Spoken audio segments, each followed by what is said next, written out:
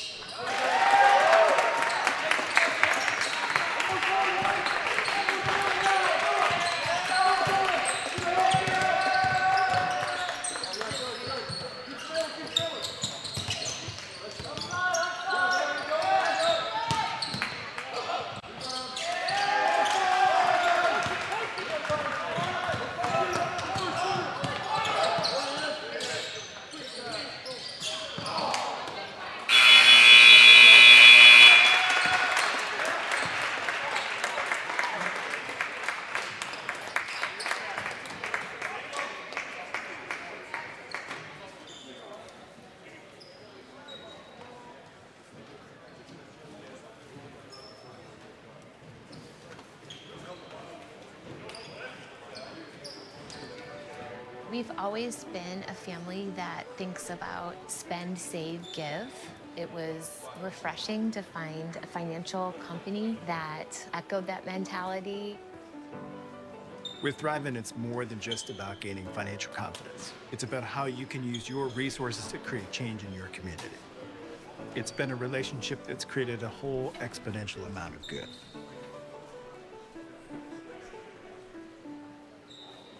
At Southeast Iowa Insurance, we're proud to call Williamsburg home. We're your neighbors, your friends, and your trusted insurance advisors. For over 38 years, we have been protecting what matters most. Whether it's your home, auto, business, farm, crop, life, or health, we offer coverage tailored to your needs. Our trusted insurance advisors are here to protect you, and since we work with a vast number of insurance carriers, we are able to offer competitive insurance pricing that is specific to you. We are locally owned and locally invested. You're welcome to visit us at our website or stop by and see us on the north side of the square. We would love to see you.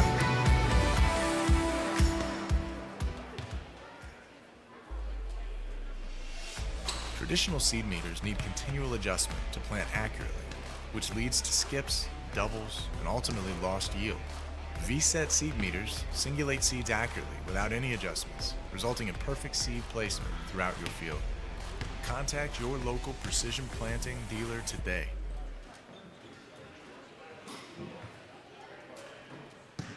For 90 years, Ullman's has offered quality craftsmanship, style, selection, and exceptional customer service.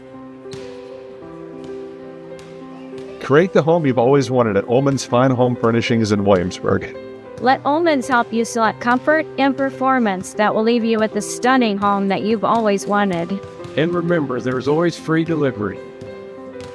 Stop into Ullman's Fine Home Furnishings in Williamsburg today and stay as long as you like.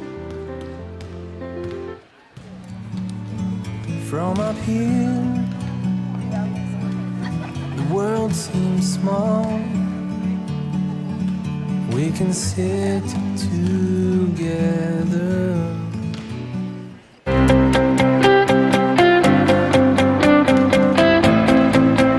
We know your home deserves reliable care from people who treat it like their own. When you call Ackerman Plumbing, you'll hear a friendly voice ready to help, and you can rest easy knowing you're working with a team of trustworthy, licensed professionals prepared to help you every step of the way.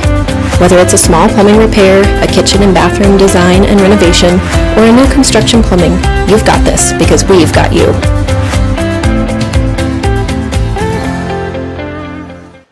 Unbelievable amount of devastation.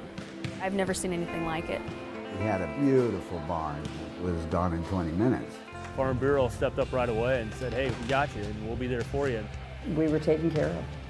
Now we could get on to repairing and rebuilding. I tell everybody about Farm Bureau. We're fortunate to say we have good coverage with good people doing it.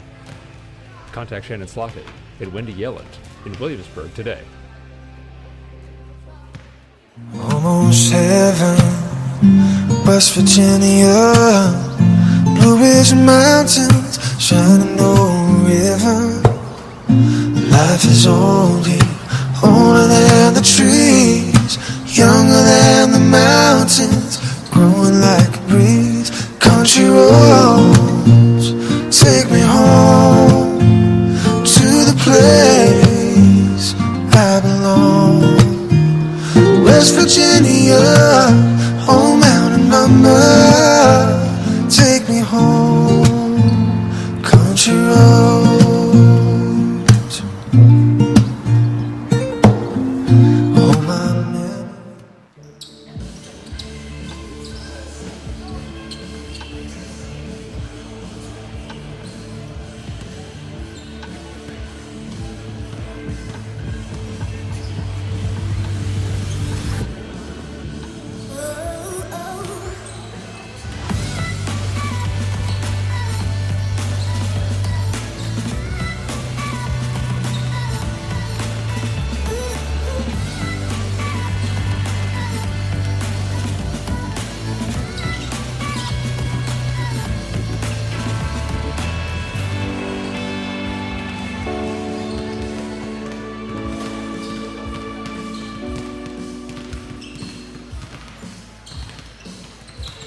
Well, we had our first baby. It is beautiful, or handsome. We're interested in life insurance. And we bought a bigger car. Bigger car. Here is your plan. Goodbye. Bye. When protecting your future, count on a human. Only a Farm Bureau Financial Services agent will sit down with you for a super check and together create a plan that works for you. It's your future. Let's protect it. Contact Shannon Slockett and Wendy Yelland in Williamsburg today. Pain, hands, feet, it comes and goes. Neuropathy, pain strikes, and another drug or surgery just won't do.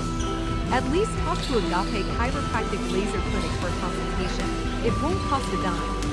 Agape has the only FDA-approved Class 4 therapeutic laser that just might be your answer. No drugs, no surgeries. Worth a call? Agape Chiropractic Laser Clinic. Call for a free consultation and start feeling better without drugs or surgery. And for us, it's about the excitement on a young couple's face when they get the keys to their...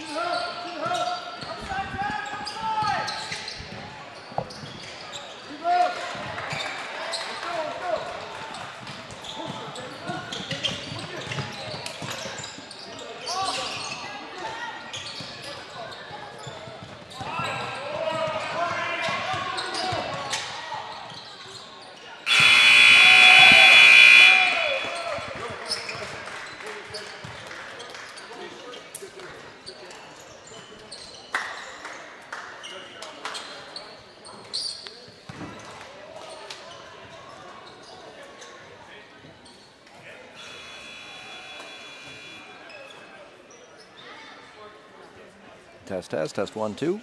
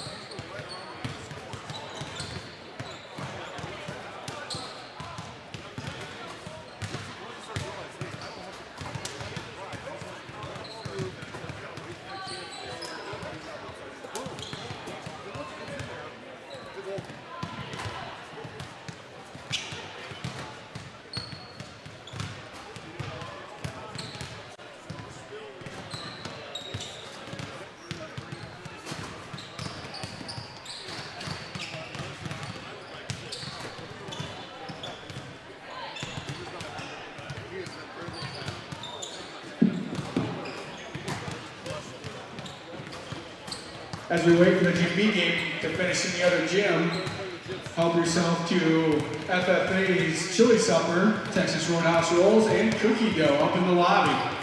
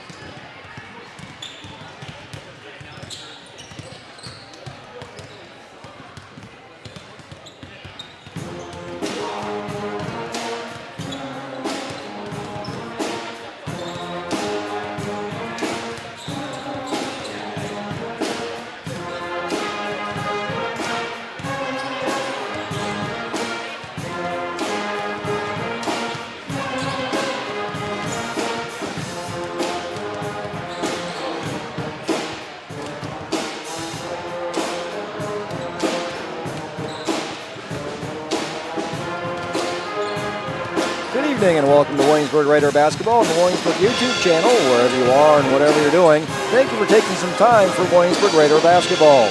Joining me on the broadcast tonight are my kids, Carter, Tasha, Trevor, and Tyler, who are back from Ames for winter break, and Brinley Heitman working the video board. Tonight the Raiders are hosting the Grinnell Tigers, who come into the RAC with a 2-7 overall record and are 1-5 in WAMAC conference play. In my preseason predictions, I had the Tigers predicted to finish in 4th place in the WAMAC West. The Tigers are losing Taylor Smith, who started 14 games for Grinnell last season.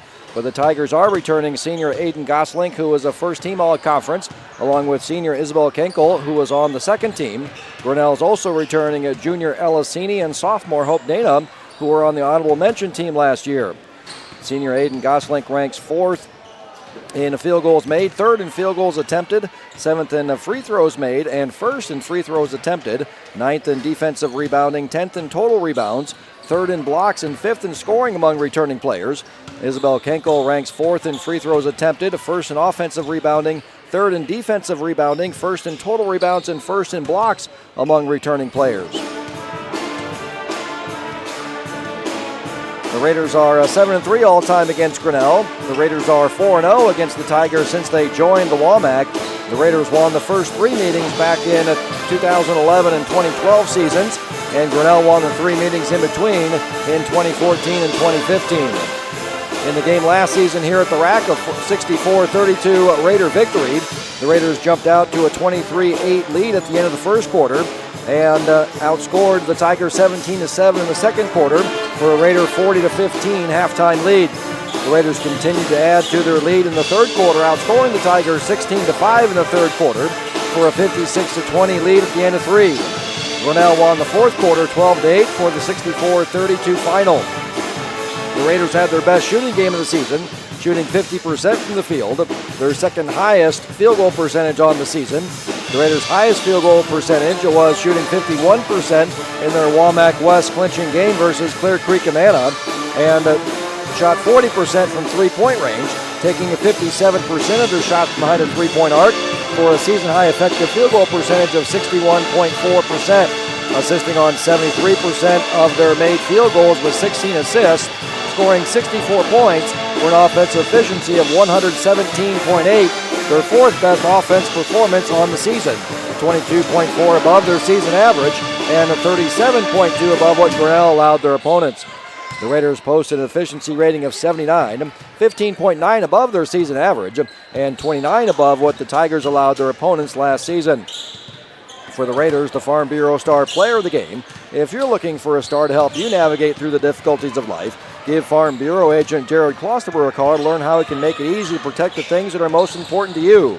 Your home, family, farm, and future was Kylie Sewer with 12 points on 4 of 6 shooting, making a 3 and 3 free throws, along with 8 rebounds, 2 steals, and an assist. The Ullman's Furniture Bench Player of the Game. Whether you're furnishing a large home or an efficiency condo, you're sure to find something that fits your needs at Ullman's Furniture was also Kylie Sewer with those 12 points and 8 rebounds. Channing Becker and Zoe Allen also had good games for the Raiders. Channing Becker had 6 points on a perfect 2 for 2 from three-point range, 2 assists, 2 steals, and a rebound. Zoe Allen scored 5 points and had 7 rebounds. Grinnell shot 38% from the field and 25% from three-point range in the game last season here at the RAC, taking 12% of their shots from behind a three-point arc, only going 1 for 4 from distance for an effective field goal percentage of 40%, assisting on 46% of their made field goals with 6 assists, scoring 32 points for an offense efficiency of 58.9, 9.5 above their season average, and 6.4 below what the Raiders allowed their opponents last year. The Tigers posted an efficiency rating of 19, 9.4 below average from last season, and a 10.8 below what the Raiders allowed their opponents last year. Helping the Tigers' offensive efficiency was a season high in free throw rate, getting to the charity stripe at a 55.9 rate, taking 19 free throws. The Bell & Plumbing player did all for Grinnell. Repairs and new installs. Bell & Plumbing Heating Construction does it all from start to finish. They have the experience it takes to get the job done right here in your backyard. Was Aiden Gosling with a team-high 11 points on 4 of 8 shooting, making a 3 and 2 free throws. Had 3 rebounds, 2 blocks, and a steal. the Casey's sub of the game. Casey's, the pizza place that sells gas and subs too, was Avicini with 4 points on a 2 of 4 shooting, 2 rebounds, an assist, and a block. The Raiders' last game was last night in Wellman, defeating the Mid-Prairie Golden Hawks 61-23. The Raiders led 14-5 at the end of the first quarter. The Raiders took control of the game in the second quarter, outscoring the Golden Hawks 17-7 for a 31-12 Raider halftime lead. The Raiders extended their lead in the third quarter, outscoring Mid-Prairie 24-4 to lead 55-16 at the end of 3. The Golden Hawks won the fourth quarter 7-6 for the 61-23 final last night in Wellman. The Tigers' last game was a Friday night, losing to the 15th-ranked center-point Urbana Storm & Pointers 49-36 in Grinnell. Grinnell hung with the 15th-ranked Storm & Pointers in the fourth quarter, trailing only by 3 points, 15-12. CPU took control of the game in the second quarter, outscoring the Tigers 20-7 to lead by 16 at halftime, 35-19. Both teams struggled in the third quarter, with the Storm & Pointers outscoring the Tigers 6-3 to lead 41-22 at the end of 3. Grinnell won the fourth quarter 14-8 for the 49-36 final in Grinnell on Friday night. Let's take a look at the Capper Ford keys to the game. Find the perfect vehicle for your lifestyle at Capper Ford. See for yourself the Capper experience. The Capper Ford key to the game for offense goes to the Raiders. The Raiders rank as the third best offense in the WAMAC, averaging 51.3 points per game for an offensive efficiency of 86.3. Zoe Allen's leading the Raiders in scoring, averaging 9.9 points per game. Kennedy Skaggs, Ava Hooker, Taylor Sanchez, Kylie Sewer, and Channing Becker all rank in the top 35 in the WAMAC in scoring. Grinnell ranks as the ninth best offense in the WAMAC, averaging 32.4 points per game for an offensive efficiency of 57.2. Sophomore Hope Dana is leading the Tigers in scoring, averaging 8.4 points per game, followed by senior Aiden Goslink at 6.9.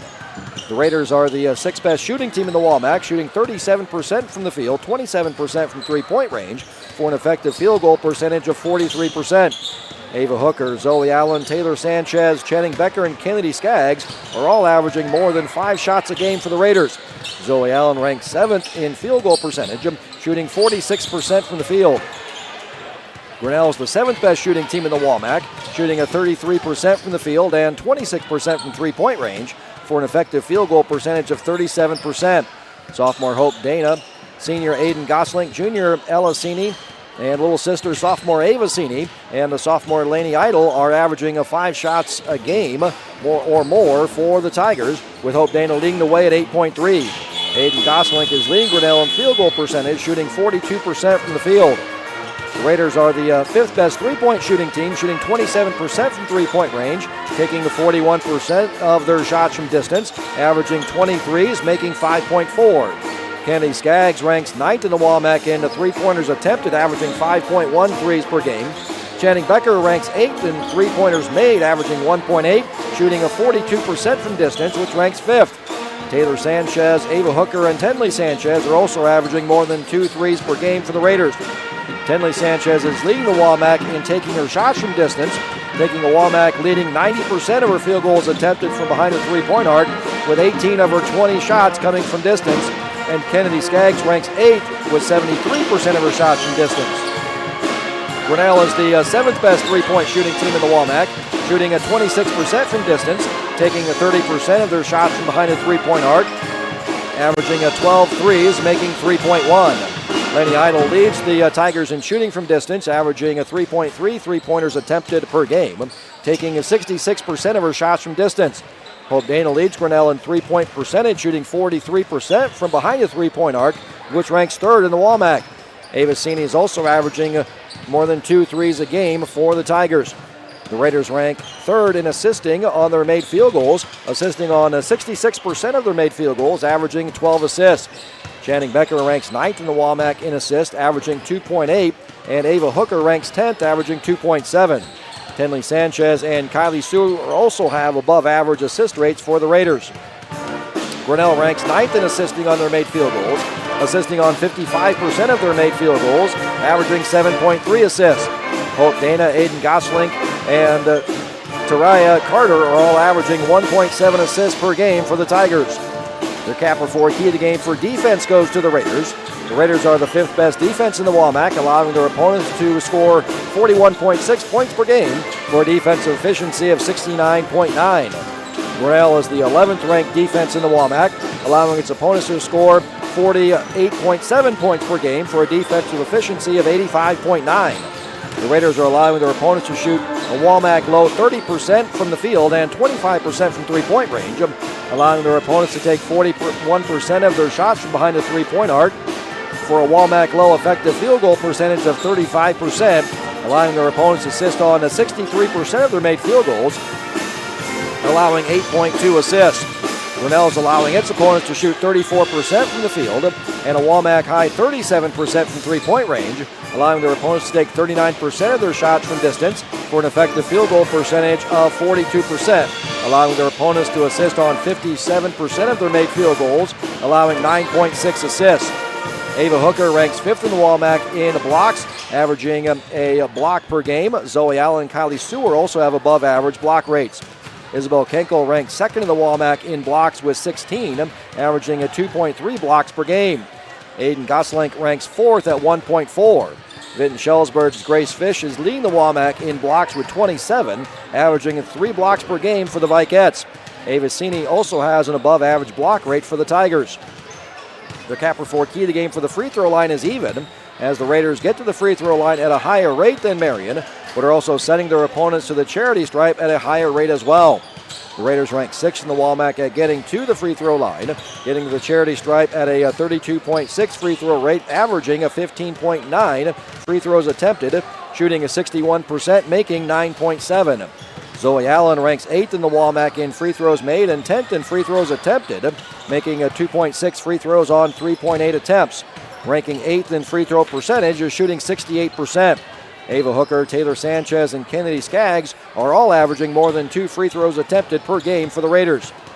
Grinnell ranks 9th in the WAMAC getting to the free throw line, getting the free throw line at a 23.6 free throw rate, averaging 9.3 free throws attempted, which ranks 10th, shooting a WAMAC low 32% from the charity stripe, making a WAMAC low 3 free throws per game. The only WAMAC team that's attempting fewer free throws than the Tigers is Mount Vernon, with the Mustangs averaging 9 free throws attempted per game.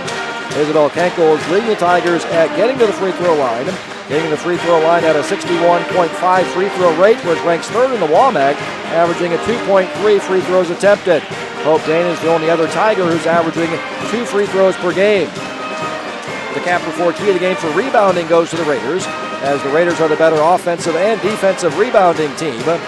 And the Capper 4 key of the game for the turnover battle goes to the Raiders, with the Raiders doing a better job of taking care of the ball and forcing more turnovers by their opponents than Grinnell. So the Raiders win the Capper 4 keys of the game for offense, defense, the rebounding, and turnover battles. The Capper 4 key of the game for the free throw line is even. Let's send it down to PA announcer Nathan King for the starting lineup, sponsored by the Sundown. If you're looking for starters, a main course, or good beverages, stop on down to the Sundown. No matter when you'll visit, you'll enjoy great food and great company. Visit the Sundown Bar and Grill today to see what all the hype is about.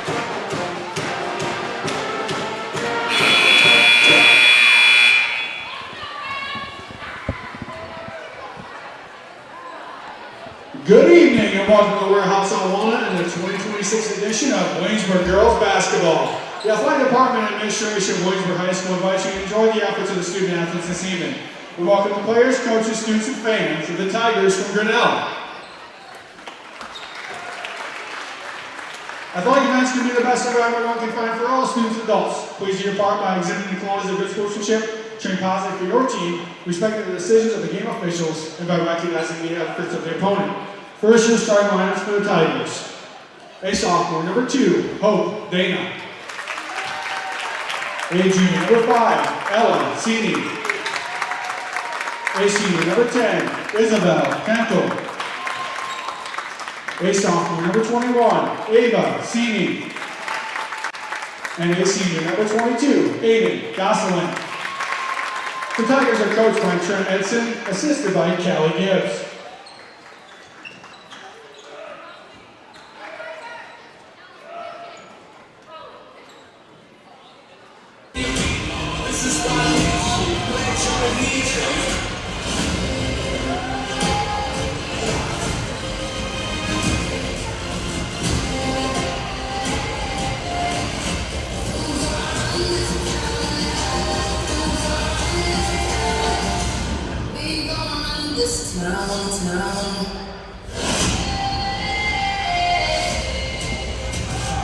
And now let's meet the starting lines for your Williamsburg Raiders. A 5'2" sophomore, number 5, Channing Becker. A 6'1" senior, number 10, Zoe Allen. A 5'10" junior, number 12, Ava Hooker. A 5'7" junior, number 14, Taylor Sanchez. And a 5'10" senior, number 24, Kennedy Skaggs. The Raiders are coached by Stephanie Dacey, assisted by Brett Kozachek, Aaron Davis, and Adam Sanchez. Athletic training services are provided by Cummings Memorial Hospital and athletic trainer Rihanna Freiberger. We would like to welcome game officials for tonight, Alan Dries, Mark Jansen, and Jerry Van Sickle. Ladies and gentlemen, I ask that you please rise and gentlemen remove your hats for the play of the national anthem. Tonight's anthem will be sung by Williamsburg vocal group Sirens and in harmony under the direction of Katie Birdie and Zach Green.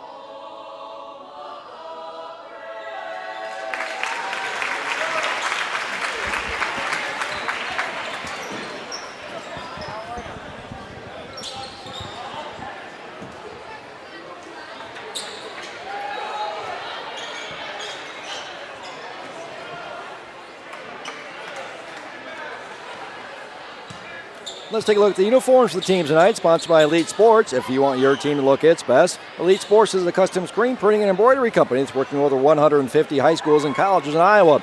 They focus on athletics, but print for any business or occasion. Screen printing, embroidery, awards, and trophies, and custom artwork. At Elite Sports, their team of skilled in-house artists are available to assist with all of your needs. So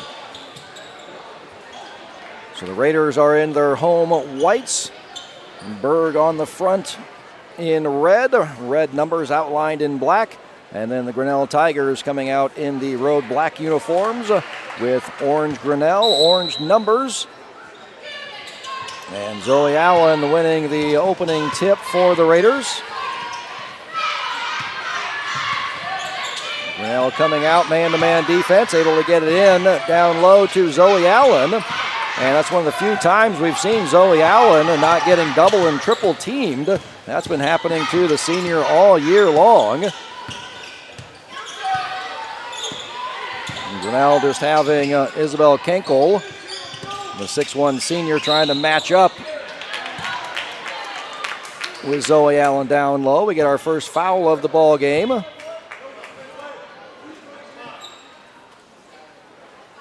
On Channing Becker.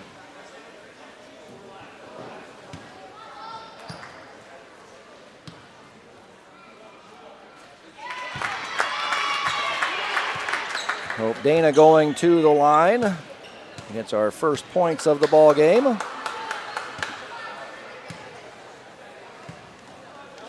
Hope Dana the leading scorer for the Tigers, averaging 8.4 points per game. Averages 2 free throws, looked really good on those. Came in 4 for 14 on the season. Here in the way, the rebound is Isabel Kenkel. Leading the WAMAC in defensive rebounding, averaging 6.7 defensive rebounds a game, and laying it in is Aiden Gosling. And the Tigers run out to a 4-0 lead.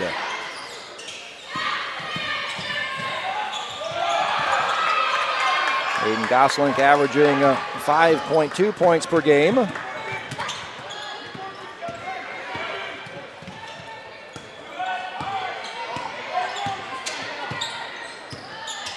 Raiders in their usual man-to-man defense. Goslink on the drive. Stopped by Ava Hooker. Cini kicks it back out to Dana. Under 10. 5 on the shot clock. Kenkel gets into the lane, loses control, poked away. Here comes Channing Becker. Raiders quickly down the floor. Sanchez, rims no good. Rebound, ripped away by Zoe Allen, going to get a jump ball. It's alternate possession. Raiders won the opening jumps. That'll go to Grinnell. Raiders going to come out full court. Man-to-man pressure, stolen away by Sanchez. Bounce pass over to Ava Hooker, fouled by Kenkel.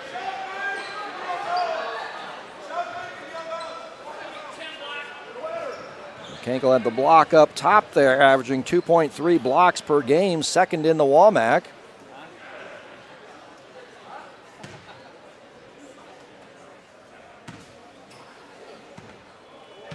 Grace Fish leading the WAMAC in blocks, averaging 3 blocks per game.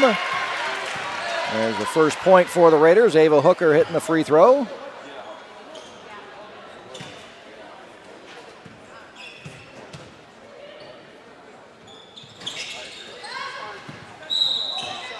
Second one comes up short. Rebound tipped out of bounds by Zoe Allen.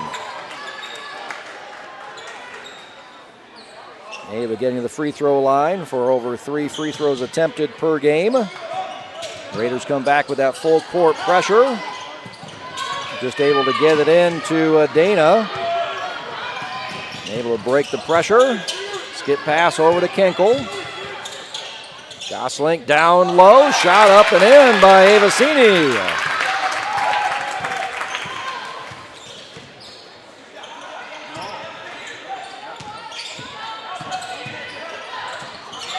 Skaggs, bounce pass to Zoe Allen, looking for some help, gets it from a cutting Becker, kicks it out to Skaggs, left corner 3, rims off no, rebound chased down in the right corner by Ava Hooker. Taylor Sanchez on the drive, blocked by Kenkel, and last bounces off of Hope Dana out of bounds to the Raiders.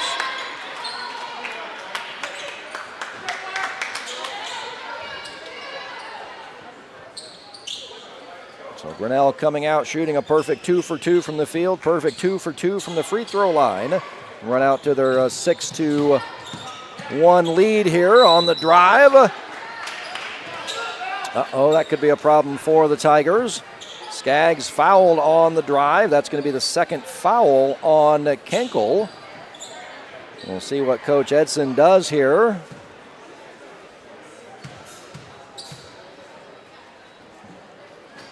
Kenkel second in the WAMAC in blocks, 8th in offensive rebounding, leads in defensive rebounding, second in total rebounds.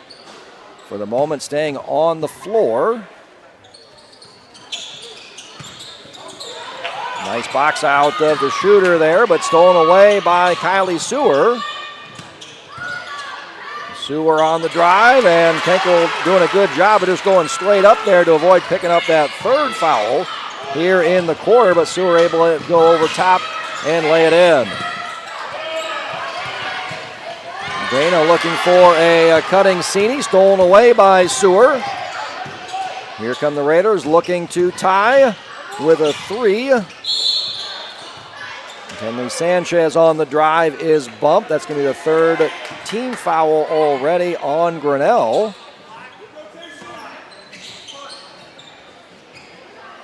Elisini picking up her first foul.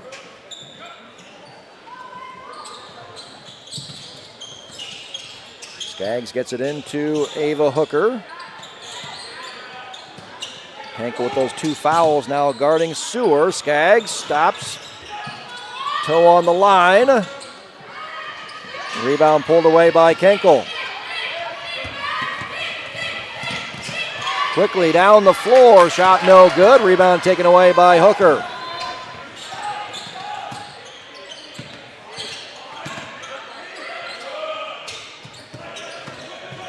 Becker dribbles through. Sanchez looking for Sewer down low. Stolen away by Kenkel.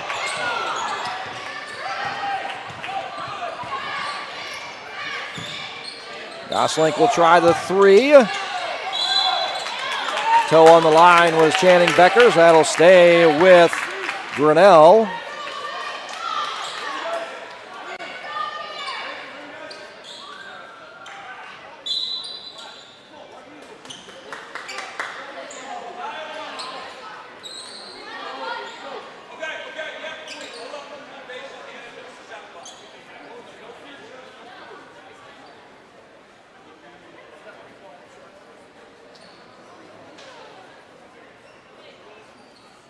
Question on the shot clock here.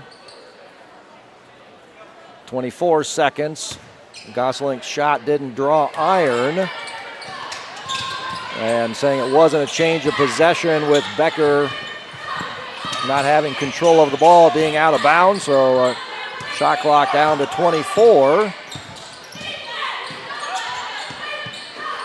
Cini back to Goslink, down low. Ball poked away, stolen away by Ava Hooker. Quickly down the floor, Channing Becker lays it in. 6-5, Raiders down one, putting on that full court pressure.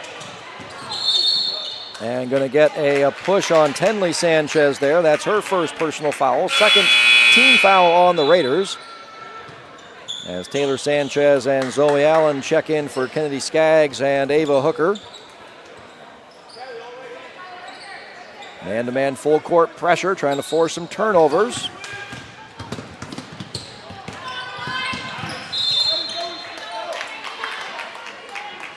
Grinnell ranks 10th in the WAMAC at turning the ball over on 36% of their possessions, averaging just over 20 turnovers per game.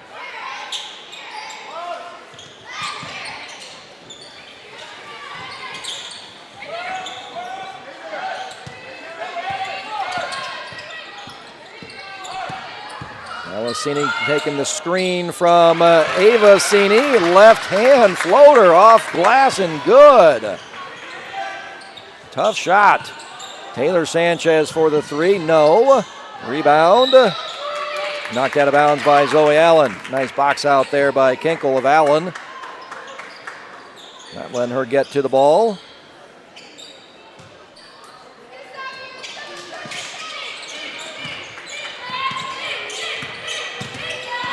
Kenkel will bring it up against Zoe Allen. Loses her footing on the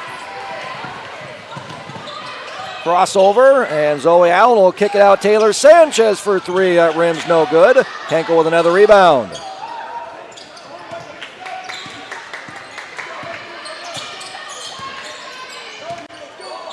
Already 3 defensive rebounds for Kenkel. Averages 6.7. Dana into the lane. Lefty jump hook, no good. Going to get a tie up.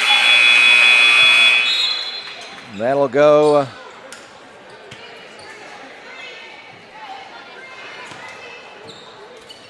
to the Raiders. And Raiders chance to tie the ball game with a 3 here.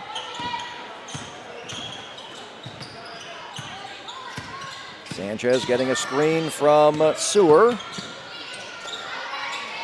Looking for Zoe Allen down low, being guarded by Kenkel with 2 fouls on the drive. Nice back cut by Ava Hooker. Nice assist by Taylor Sanchez. Raiders are down 1, 8-7. Full court pressure. Poked away by Zoe Allen.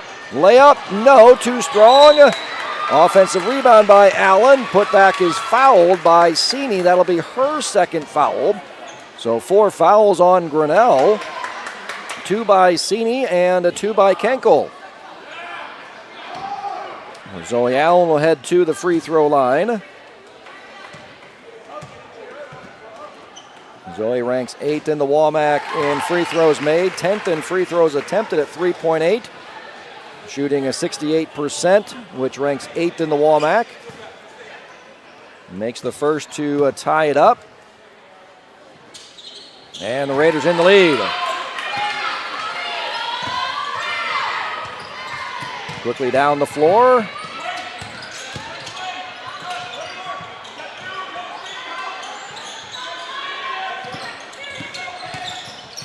Into the lane, off back iron, no. Rebound tipped around.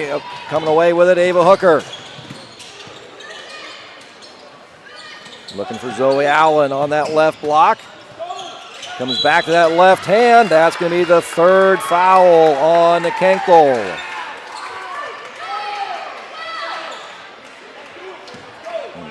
Coach Edson, no choice now. Ivy Kellogg opts up off the bench.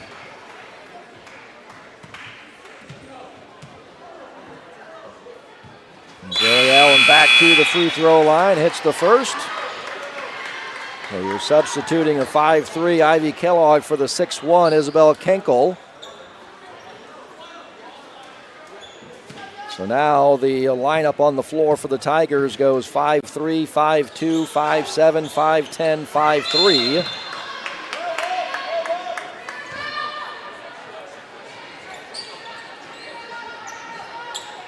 See if the Raiders are able to take advantage. 1-2-2 full court pressure here by the Raiders. Again, trying to force those turnovers. And they get the turnover. Length by Ava Hooker, making it tough on Elisini to get that pass.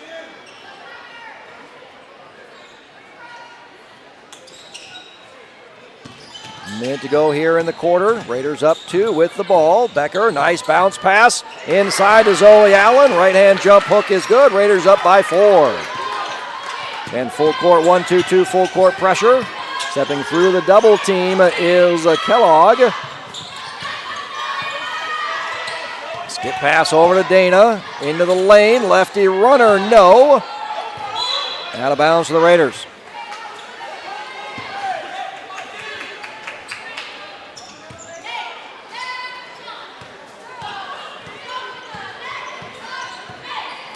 See how the Raiders play it here. About a second or so difference between the shot clock and the game clock, so they can hold it for the final shot of the quarter.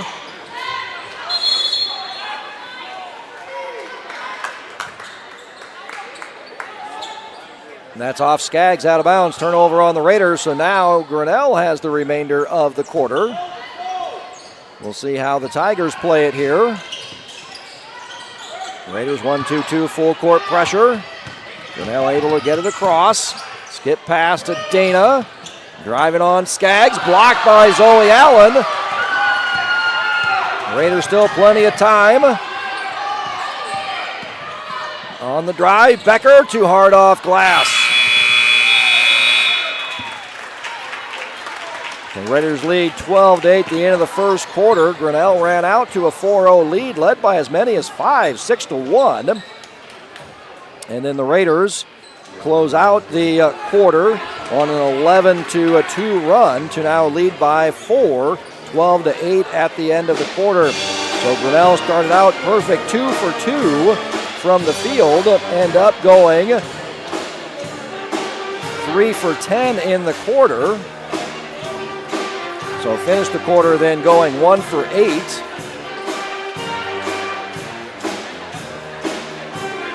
For their 8 points. Offensive efficiency of 43.5 for the quarter. That's below their season average of 57.2. So advantage for the Raiders with that Capper Ford key of the game for defense. But the Raiders only shoot 4 for 17 from the field, 0 for 3 from three-point range. It's that Capper Ford key of the game at the free throw line. That's going the Raiders' way, getting to the charity stripe for 8 free throws attempted, converting on half, making 4. That's what's giving the Raiders the advantage. Also extra opportunities, 17 shots by the Raiders. Raiders with 4 offensive rebounds. And the Raiders have forced 6 turnovers by the Tigers.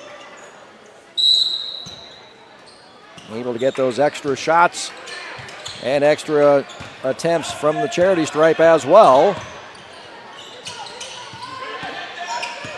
So again, Kenkel on the bench. Ivy Kellogg out on the floor with the other 4 starters. And the Raiders have their starting 5 on the floor to begin the second quarter here. Jumper front and center, no good by Avicini. Rebound pulled away by Channing Becker. Skaggs will take a dribble and hit the 3. (15-8) Raiders now up by 7.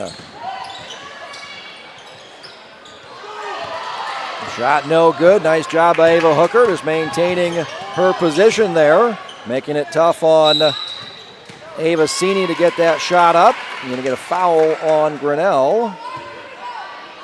Aiden Gosling picks up the foul. That's her first personal foul.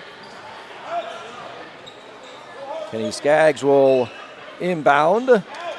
Baseline out of bounds for the Raiders. Blocked away by Aiden Gosling. She ranks 4th in the WAMAC in blocks with 10, now 11 blocks on the season, 1.4 per game.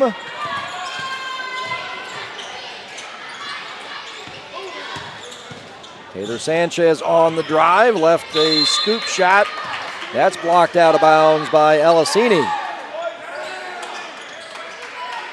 So 23 on the shot clock here. In this shot clock era, this is where we've seen teams get up against that shot clock and have to be forced up a shot. Nice ball fake by Zoe Allen, but unable to convert the left-hand jumper. Here comes Aiden Gosling into the lane. A jumper off back iron, no. Rebounded by Channing Becker. And going to get a reach-in foul on Grinnell. Ivy Kellogg picking up the foul. That's 2 quick fouls on the Tigers.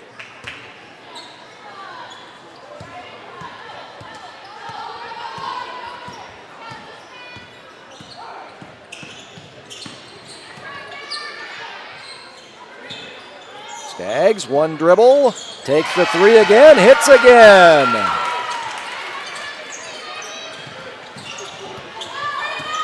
All of a sudden, a 5-point deficit has turned into a 10-point lead. Hope Dana, lefty runner, no. Rebound taken away by Skaggs.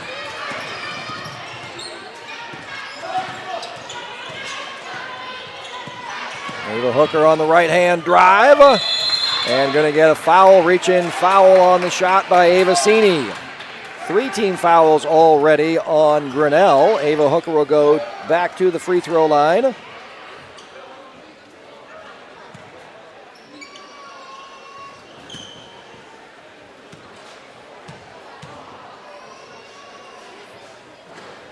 Good on the first.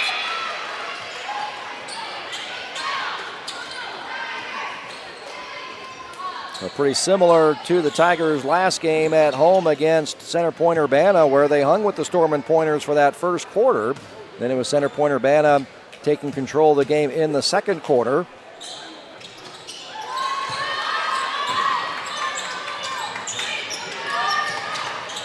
Grinnell ran out to a 6-1 lead, starting out a perfect 2 for 2 from the field and making their first 2 free throws.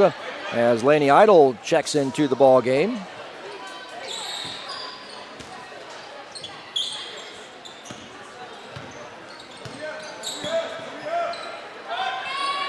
So Elisini heads to the bench with those 2 fouls. Stolen away by Taylor Sanchez.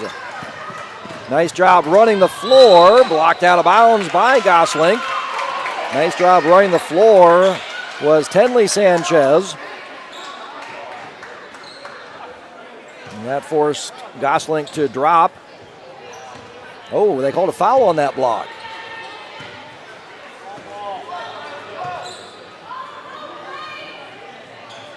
Well, Taylor Sanchez will head to the free throw line then. So that's the second foul now on Aiden Gosling. And the 4th team foul, so the Raiders in the bonus for the final 5:30 here of the second quarter.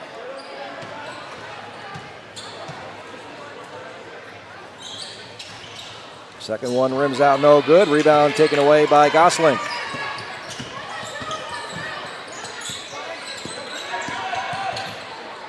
Hope Dana, left-hand runner is good. Brings an end to the Raiders' run. Sanchez with the quick three, no. Rebound, Ava Hooker goes flying in. Kylie Sewer, Ava Hooker, kicks out, Skaggs, 3 threes on the night.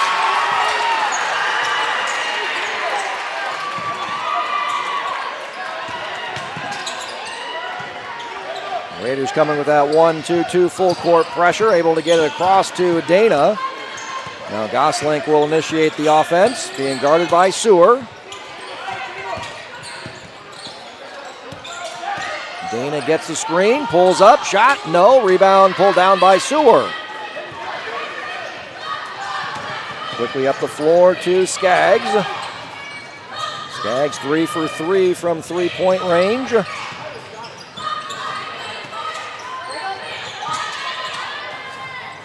Sewer on the drive on the left side, puts it in.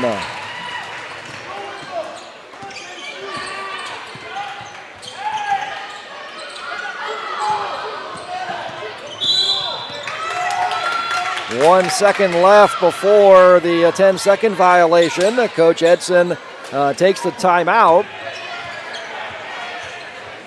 That's one rule change that's been brought up throughout basketball, because now that'll reset that 10-second clock for Grinnell. As it gets brought up, should that just continue, that you have 1 second now to get the ball across instead of resetting that 10 seconds in the backcourt. The Raiders coming with that 1-2-2 full court pressure, trying to force those turnovers. Grinnell turned the ball over 20 times per game, 36% of the possessions. Raiders forcing their opponents to turn the ball over on 28% of their possessions, forcing almost 17 turnovers a game. Almost 10 of those are steals by the Raiders. The Raiders have forced 7 turnovers so far here on the night. 4 minutes left to go in the second quarter. Tenley Sanchez pounding Elisini.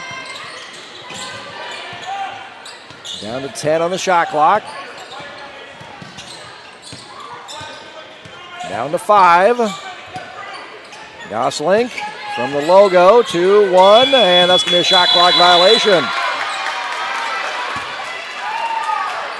So the Raiders do get the turnover. That's a team turnover on Grinnell with the shot clock violation. So 8th turnover on the Tigers. Turning the ball over on 31% of their possession, so slightly below their 36% turnover rate on the season so far. On the drive, Sewer got too far underneath the basket there. On the drive is Lainey Idle, fouled. She'll go to the free throw line.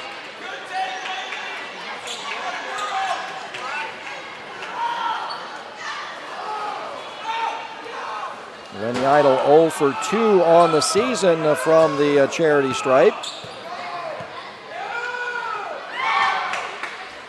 And that one rims in good.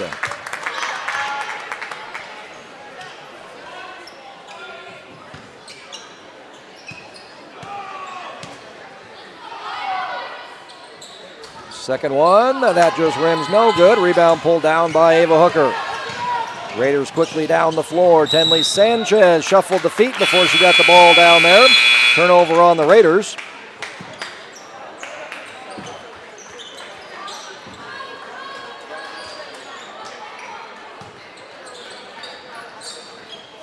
So that's the 6th turnover on the Raiders. 8 turnovers forced by the Raiders. Nice job by Elisini breaking that pressure.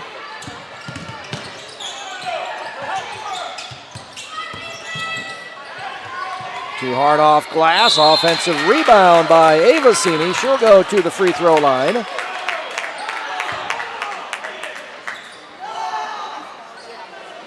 Foul by Ava Hooker. That's her first, second team foul on the Raiders.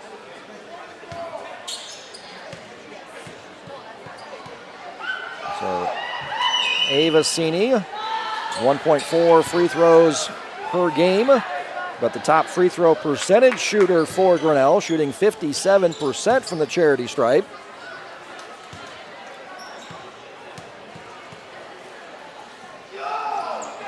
Right about league average, good on the second.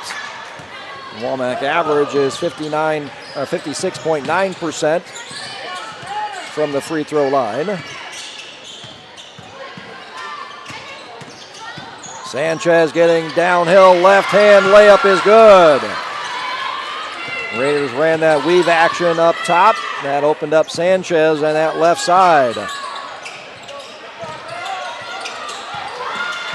Stolen away by Sewer. She'll go to the free throw line. Fouled by Lainey Idle. That's her first.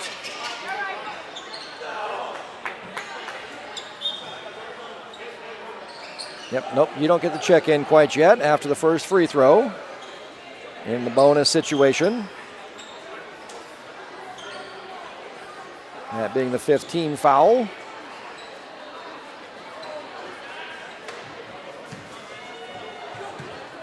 So this will be the 13th and 14th free throws already for the Raiders on the game. Raiders average 16 free throws attempted per game, with a free throw rate of 32.6. Right now they're at 48.3 as Sewer hits the first. And this is the second. 60% on the season is Kylie Sewer. Raiders up 17, 29-12. Goslink gets a screen from Addie Goslink.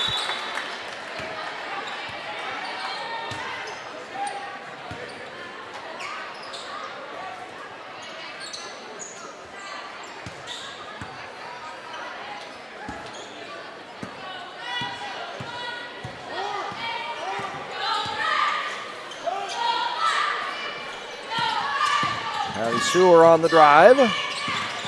Stopped by Goslink. Kicks it out to Becker. Sanchez attacking. Left hand. No. Blocked by Goslink.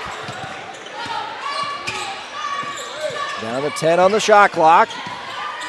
Weaving through the defense. Channing Becker lays it in.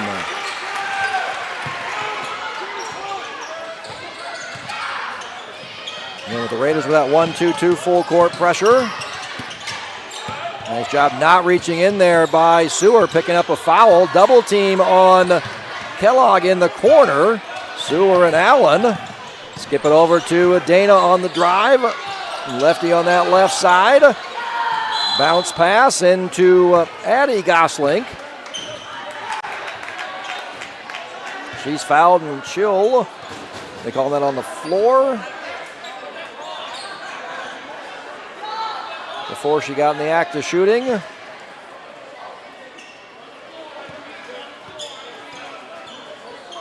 Yep, the hold on the floor before she was able to get up into the act of shooting. So Addie Goslink, Aiden Goslink will trigger in baseline out of bounds for the Tigers. Gets it into Kellogg. Almost stolen away by Sanchez, saved by Cini. This time it's poked away by Tenley Sanchez. Nice jump stop by Kylie Sewer. Nice job playing on 2 feet, coming to that jump stop. Able to get to that strong right hand, and that forced the foul on Grinnell. That's going to be the third foul on Ellisini.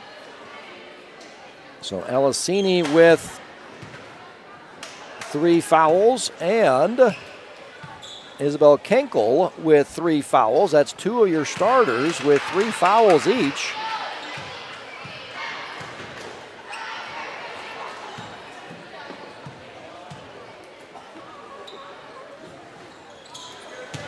Nice job boxing out by Ivy Kellogg. That way Sewer can't track down that miss.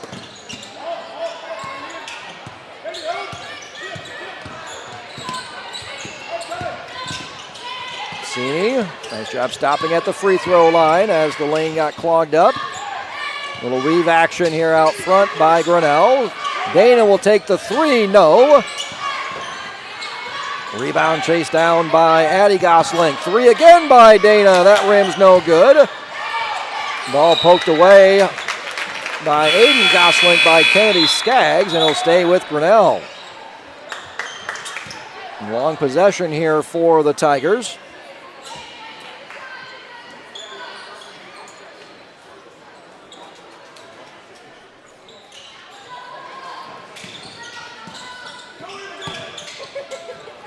Blocked by Sewer. Dana being guarded by Becker. Grinnell has the rest of the half if they want it. Down to 10. And going to get a double dribble turnover on Kellogg. Raiders now with 9.6. Taylor Sanchez hops up. Going to check in for Sewer.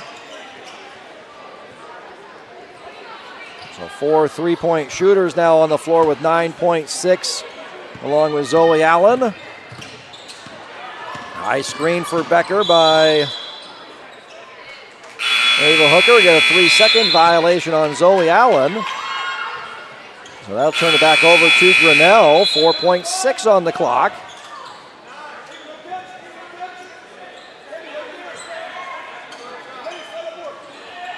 Raiders will put on full court pressure, so that way Grinnell has to inbound the ball and waste up some of that time, making it tougher for them to get a shot off. Aiden Gosling able to get a shot off there just before the end of the half. But the Raiders turn a 5-point deficit down 6-1 early in the first quarter, led by 4 at the end of the first quarter, 12-8. Built their lead up to now 19 points, 31-12 here at halftime. So we'll send it over for some words for our sponsors. We've always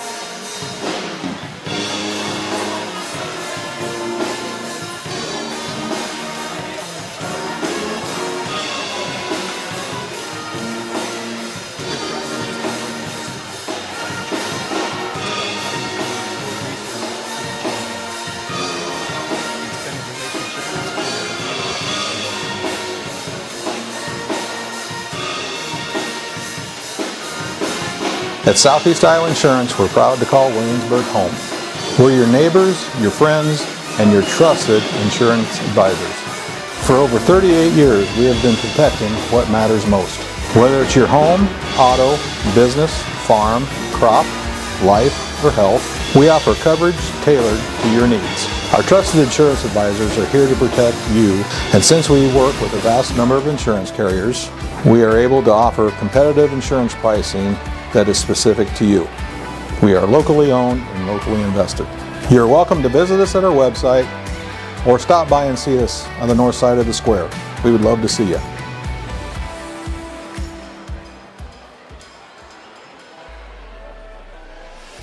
Traditional seed meters need continual adjustment to plant accurately, which leads to skips, doubles, and ultimately lost yield. V-set seed meters singulate seeds accurately without any adjustments, resulting in perfect seed placement throughout your field. Contact your local precision planting dealer today.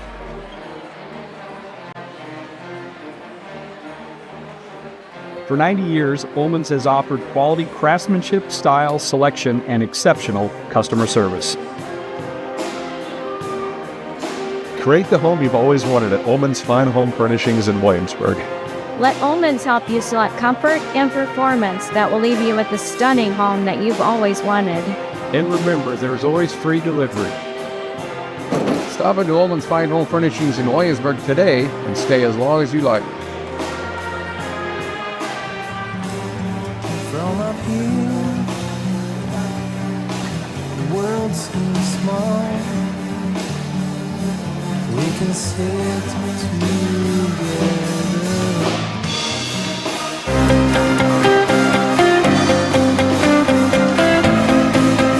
We know your home deserves reliable care from people who treat it like their own. When you call Ackerman Plumbing, you'll hear a friendly voice ready to help, and you can rest easy knowing you're working with a team of trustworthy, licensed professionals prepared to help you every step of the way. Whether it's a small plumbing repair, a kitchen and bathroom design and renovation, or a new construction plumbing, you've got this because we've got you.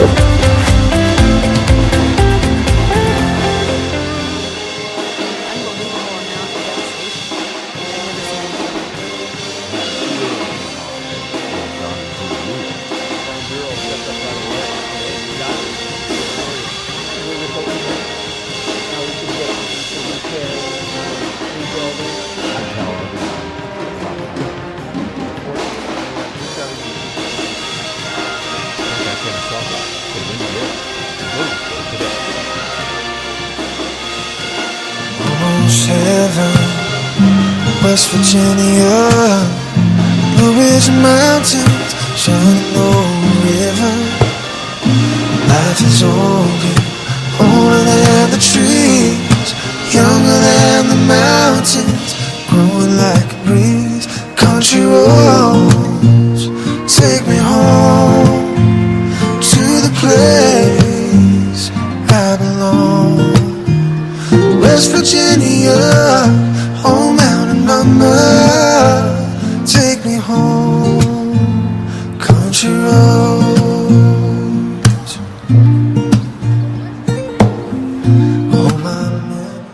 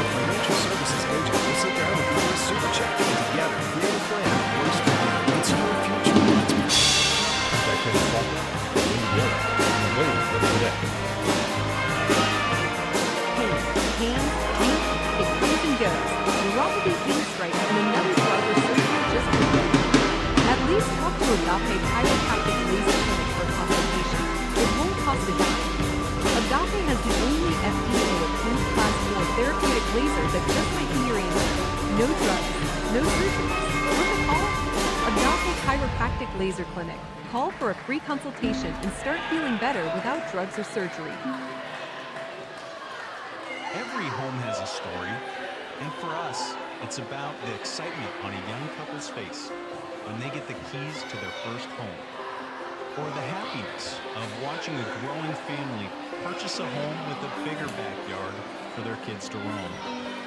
It's about the attention to detail of the new build and long-time dream finally taking off. And it's about the satisfaction of making the home buying process simple and smooth for a family looking to get back to their roots in the country.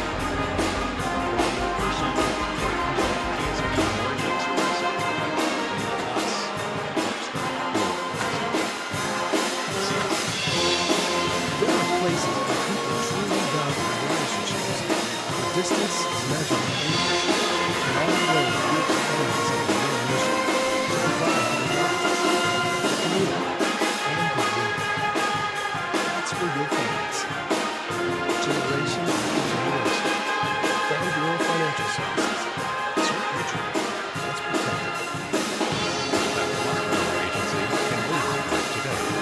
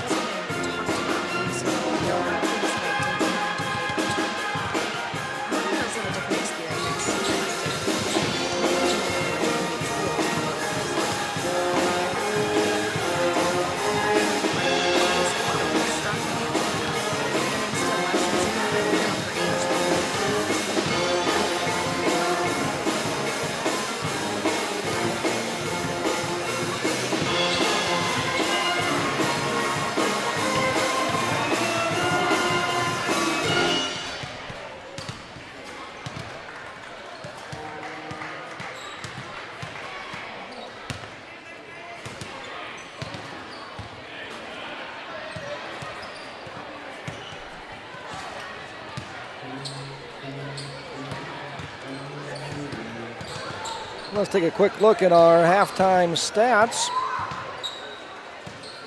With the Raiders leading 31-12.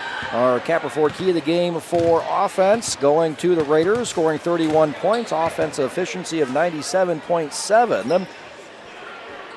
Raiders only shooting 32%, 10 for 31 in the first half, 3 for 6 from three-point range. All three of those makes coming from Kennedy Skaggs. And then the Raiders 8 for 16 from the free throw line for those 31 points. Capricorn key of the game for defense goes to the Raiders, holding the Tigers to 12 points below their offensive efficiency of 57.2. So Grinnell started off making their first 2 shots, end up in the first half making 2 more shots. So 4 for 19 for the half. So 2 for 17 after making those first 2 shots. 0 for 3 from a three-point range are the Tigers. 4 for 6 from the charity stripe. So the Capricorn key of the game for the free throw line, which we thought was even, is going the Raiders' way. 6 free throws attempted compared to 16 for the Raiders. It's the rebounding battle that is even, with the Raiders with 9 offensive rebounds to 7 for Grinnell. And then the Raiders forcing 12 first half turnovers to 7 for the Raiders. So that Capricorn key of the game going the Raiders' way like we thought. And just as we say, there's a turnover. So Raiders outscored the Tigers 19-4 in that second quarter after being down 6-1 early, going on a 30-6 extended run.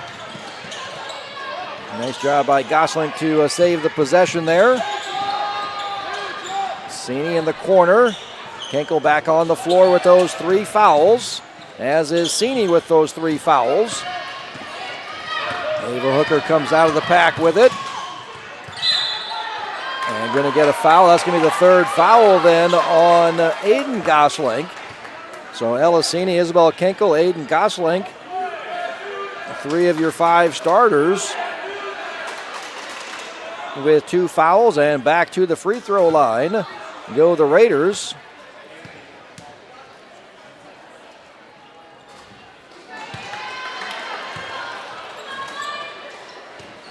Raiders season high in free throws, going 18 for 30 in their 49-36 win over Xavier. Took 25 free throws in their loss at Solon. Zoe Allen gets the offensive rebound, and then trying for the next offensive rebound, commits the foul.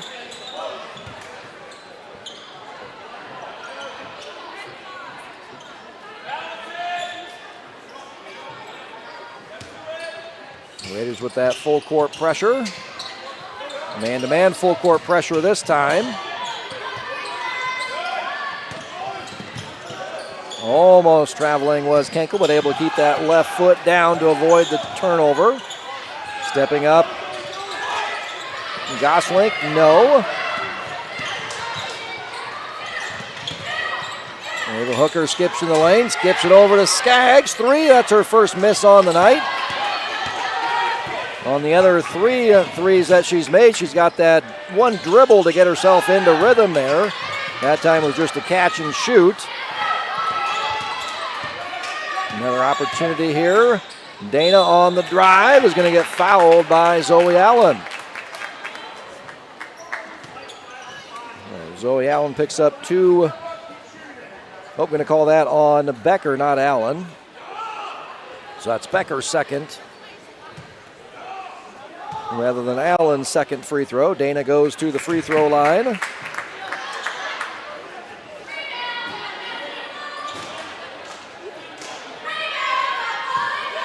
Now a perfect 3 for 3. 4 for 4 on the night. Came in 4 for 14 from the charity stripe. 2-3 zone, jumping the ball handler as she came across the midcourt stripe. Offensive rebound, going to get jump ball as Ava Hooker got tied up. Alternate possession will go over to Grinnell.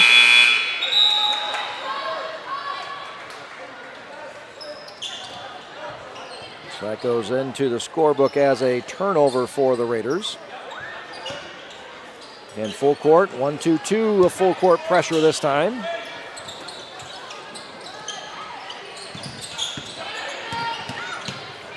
Tipped away, stolen away by Skaggs, up to Sanchez.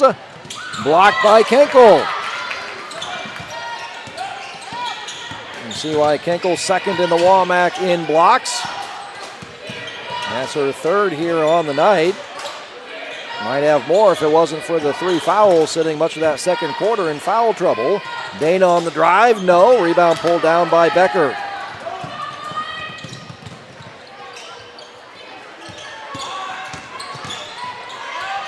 Skaggs kicks it out to Becker. Left-hand wing 3, no. Rebound pinballs around to Sanchez. And looking for Sanchez back out on that right wing. Throws it out of bounds.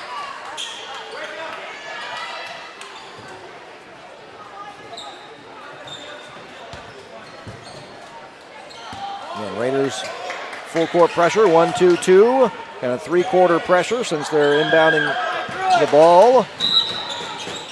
At the free throw line extended. Going to get a bump foul on the Raiders, knocking Dana out of bounds. That'll be the first on Taylor Sanchez. Third team foul already on the Raiders.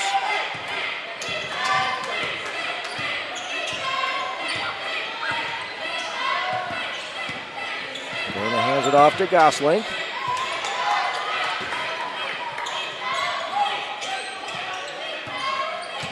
Down to 15 on the shot clock. Kenkel, free throw line. Fouled before the act of shooting. That's going to be the 4th team foul now on the Raiders. And call that on Sewer.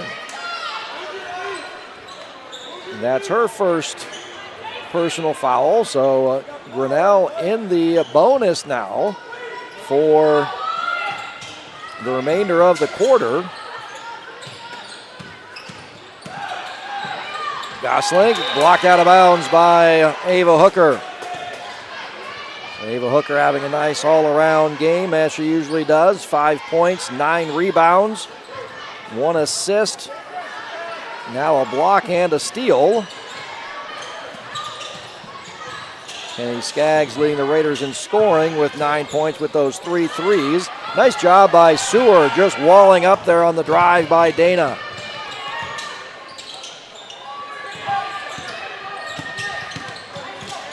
On the drive, Hooker gets it to go. First points of the half for the Raiders.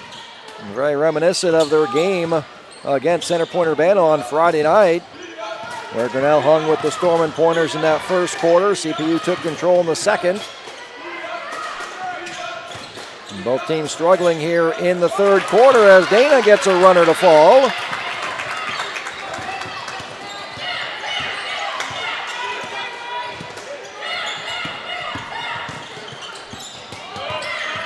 Skaggs, left-hand drive.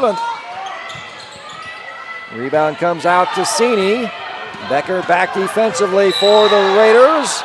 And we're going to get a block on Becker before the Raider crowd sees Cini extend that left arm. But Becker had already committed the foul previous. So that'll be the 3rd foul. First Raider in foul trouble with 3.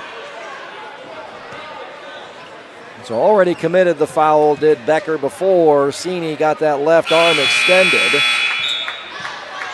So Elisini going to the free throw line. Came into the game 3 for 6 on the season, 50% from the charity stripe, perfect on the first. Cuts the Raider lead down to 16, closest they've been since it was 28-12 late in the second quarter. Perfect on both. Boy, the free throw percentages for the Tigers not matching how well they shoot it. Looked good, both Dana and Cini from the charity stripe there. Good strokes. 33-18, lead down to 15.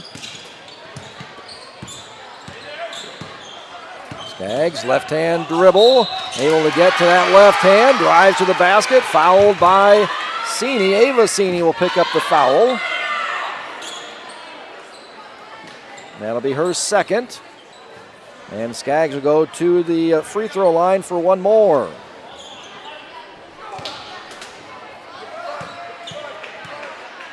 Skaggs shooting 67% from the charity stripe. Second on the Raiders behind Zoe Allen.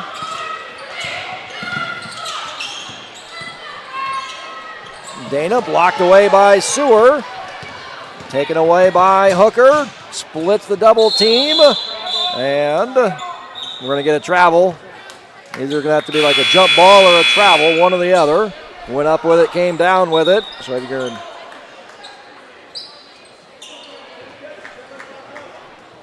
or if you say one of the Grinnell players tied her up, is either one or the other there.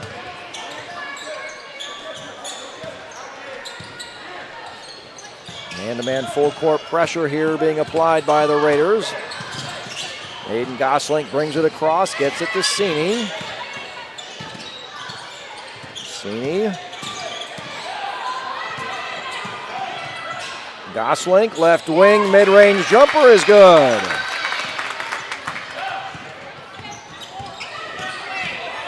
Becker, nobody guarding her, straight on three, no. Rebounded by Skaggs. Got herself a little bit too far underneath the basket there after the offensive rebound.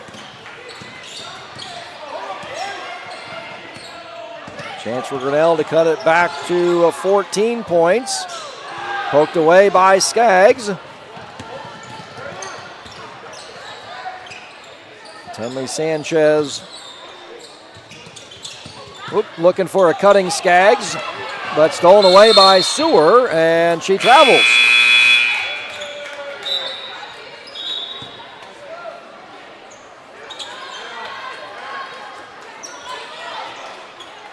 So chance for Grinnell to cut it to a 14-point Raider lead here on this possession. Haven't been that close since it was 26-12. Get it across the timeline. Sini being guarded by Sanchez. Gets a screen from Kenkel. Left hand, runner, no. Blocked away by Sanchez. That's her first block on the season.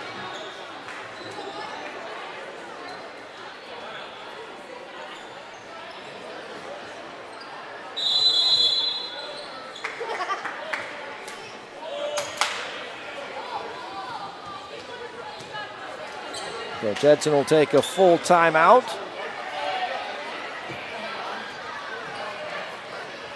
1:46 left in the quarter, 18 on the shot clock.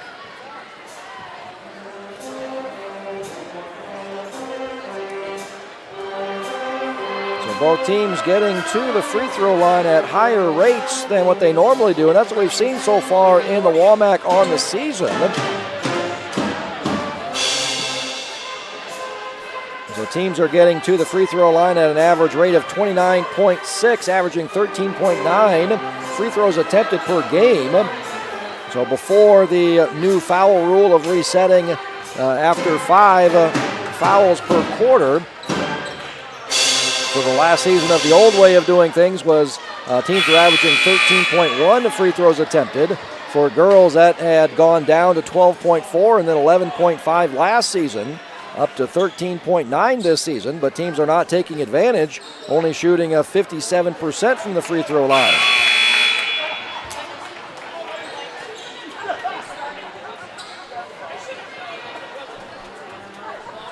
And both teams getting to the charity stripe early and often here tonight.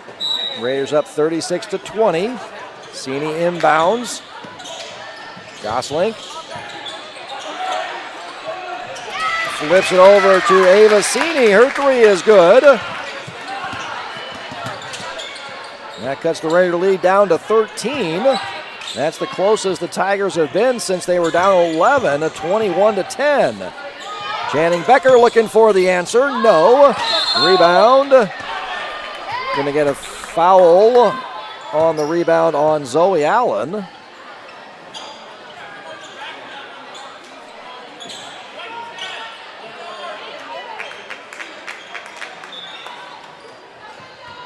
And so, like we said, more free throws. So Isabel Kenkel will run down to the other end to the free throw line. Kenkel leads the Tigers at getting to the free throw line. Ranks third in the WAMAC in free throw rate at 61.5, averaging a 2.3 free throws per game. Shooting a 31% from the charity stripe and drills that one.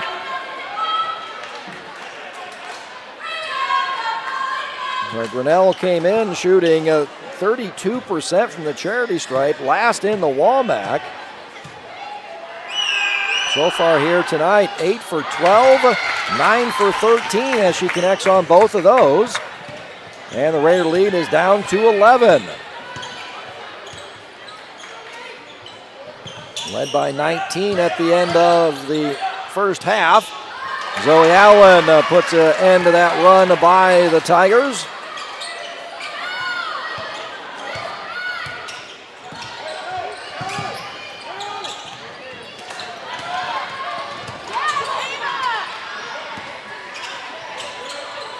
A 7-0 run by Grinnell there. Dana hands it off to Gosling.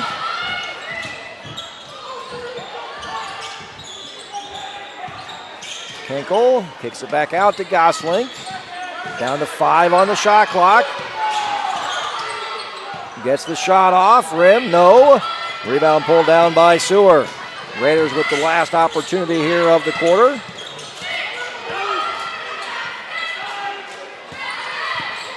Becker gets a screen from Allen. Bounce pass, knocked out of bounds by Kenkel. They'll stay with the Raiders. 15.1 left in the quarter. Hooker and Sanchez check in for Tenley, Sanchez, and Skaggs. Looks like she's hobbling a little bit on an ankle there. The Raiders trainer Rihanna Freiberger is going to check her out. Janning Becker triggering in, baseline out of bounds, gets it to Zoe Allen. Sanchez. 5 left on the game clock. Zoe Allen will try a 3, and that's good. Zoe Allen, only her second three-point attempted on the season, first three-point make for the senior, puts the Raiders back up by 16 at the end of the third quarter, led by 19 at halftime. Grinnell cut that down to 11, going on a 7-0 run. Then the Raiders close out the quarter on a mini little 5-0 run to build that back up to a 16-point lead of 41-25. Grinnell goes 3 for 11 in the quarter, making their first 3 of the game. And then a perfect 6 for 6 from the free throw line. That's how they're able to cut into that Raider lead for their 13 points. Raiders go 4 for 13 in the quarter, making a 3 by Zoe Allen there, and are now 9 for 19 from the free throw line. Getting there, but not taking advantage of those opportunities.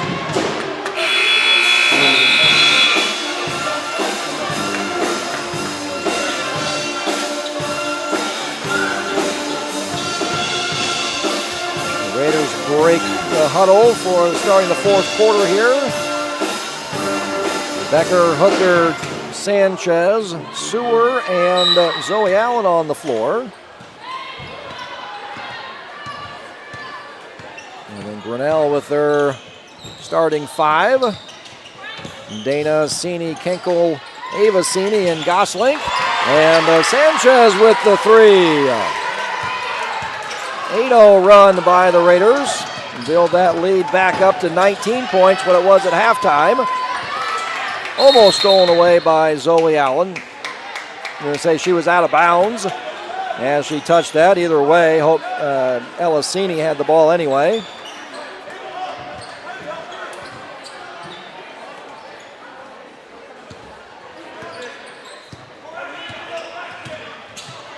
Gosling gets it to Cini. Trying to drive on Sewer. Nice job. Something you probably won't see in a boys' game ever, doing the cartwheel afterwards. And quickly down the floor to Zoe Allen, who lays it in with the left hand. And the largest lead for the Raiders of 21 points now. So 10-0 run here by the Raiders, answering the 7-0 run by Grinnell to cut that Raider lead down to 11. Now it's up to 21. Gosling over Becker. He spins all the way around and falls. Puts an end to the Raider 10-0 run. Back down to 19, 46-27.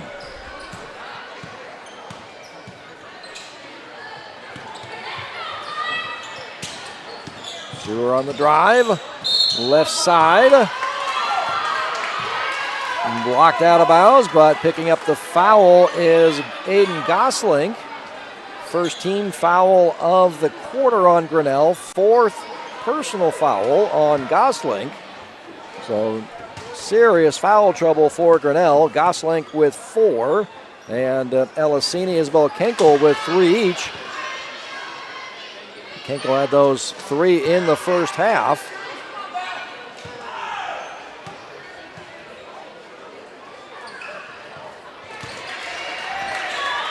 Sewer good on the second. 47-27, the Raider lead at 20.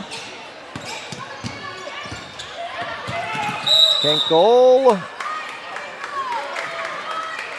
was about to travel. We've seen that a couple of times as she picks up her dribble, getting ready to make a pass, but still moving, and was about to pick up that back foot and travel.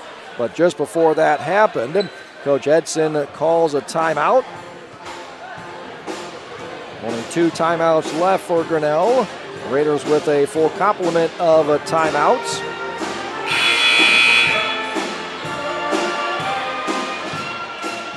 So for Grinnell, Hope Dana leading the way with 8 points. But so far, the Bellin Plumbing player is doing it all for Grinnell. Aiden Gosling with 6 points, 5 rebounds, an assist, and 3 blocks on the night.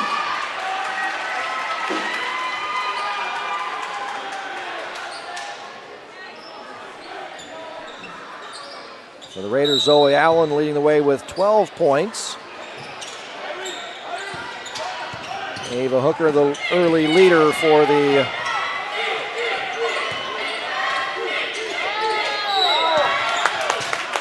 going to get a bump on Zoe Allen, Farm Bureau player of the game so far.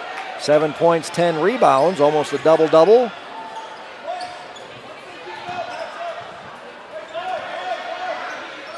So third foul on Zoe Allen. 1 foul, team foul apiece.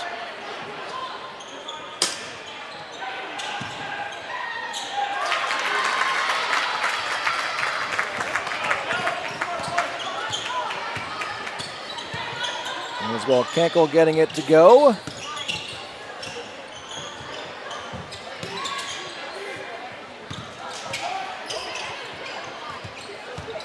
On the drive. Nice help by Kenkel. Kicks it out to Zoe Allen from the right elbow. No. Rebound chased down by Cini. Steps through the double team there in the corner and is fouled. I'm going to call that on Sewer. Second team foul on the Raiders, second personal foul on Sewer. Hooker and Allen head to the bench. Skaggs and Tenley Sanchez into the game.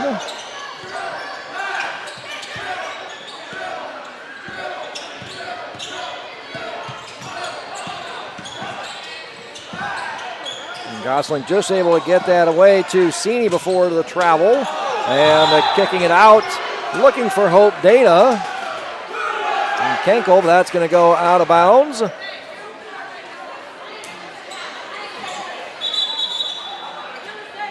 Official timeout. Ball went into the stands and under the stands.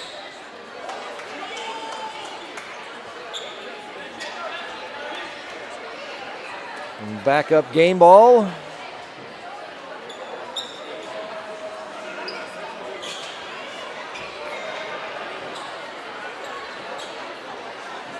And get the small kindergartner to get underneath the stands to retrieve the ball.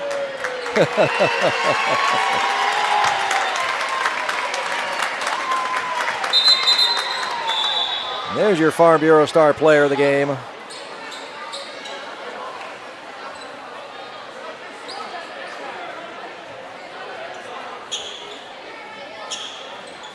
And good hands award.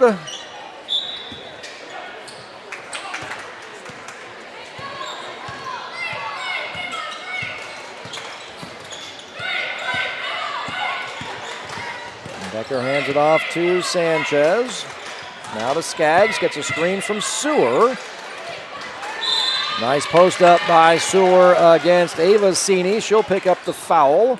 That's her third personal foul, second team foul on Grinnell. Sewer going back to the free throw line.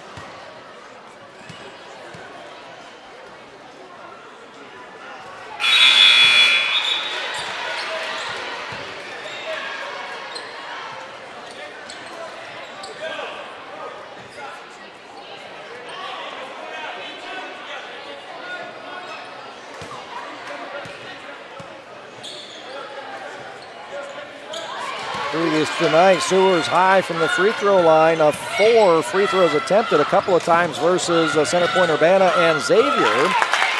Nice put in by Aiden Gosling. Here tonight, Sewer with 8 free throw attempts.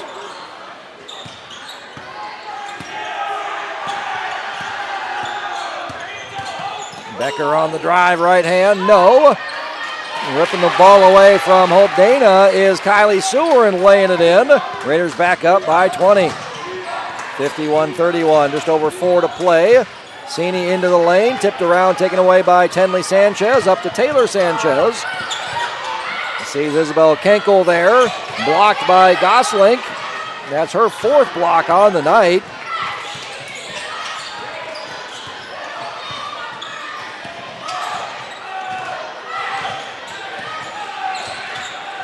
Gosling gets into the lane, kicks it out to Dana. Taken away by Sanchez, and going to get a double dribble on Sanchez.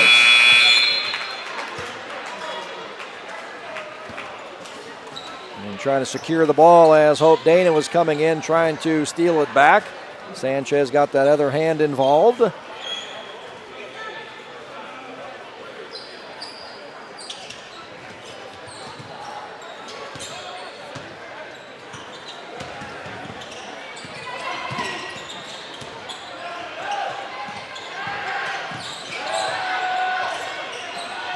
Laney Idle into the game for Ava Cini.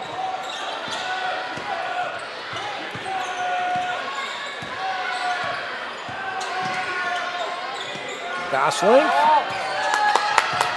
Rebound pulled away by Hooker. Hooker gets a screen from Zoe Allen. Allen, free throw line, thought about the jumper, kicks it to Sanchez. Left hand, hops one, hop to the left, and drills a 3. 54-31, the Raiders' largest lead of 23 points now. Stolen away by Tenley Sanchez. Zoe Allen with the offensive putback.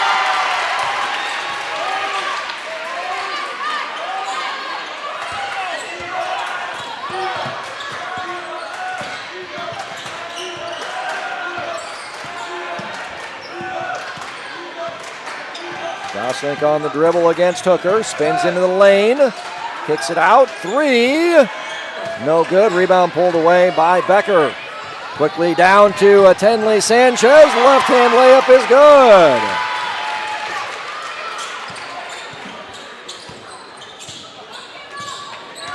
A 9-0 run here by the Raiders after leading by 18, 49-31. Now up 27, 58-31.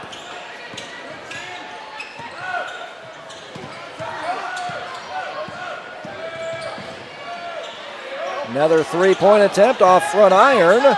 Rebounded by Dana. Left hand jumper, long, and rebound pulled away by Hooker. Up to Sanchez. She'll take the three from the left wing. Off back iron, no. Rebounded by Idle. And we get a reach-in foul on Sanchez. Chloe Ayasi set to check in for the Raiders.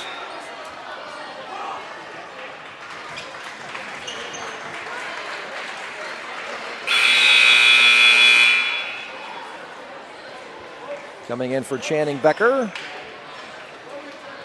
And Ava Cini will come in for Aiden Goslink. Nice game for the senior here tonight. Looks like she'll be the Ullman's Furniture bench player of the game who did it all for Grinnell. Step back three is good. Melasini putting an end to that Raider run.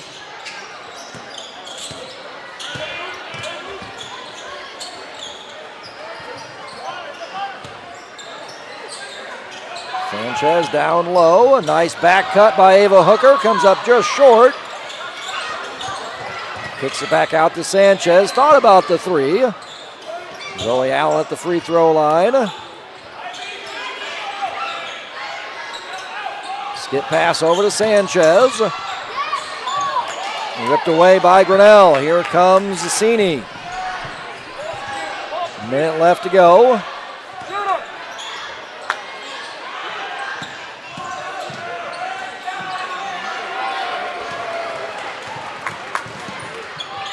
Skip pass from Tenley Sanchez over to Taylor Sanchez.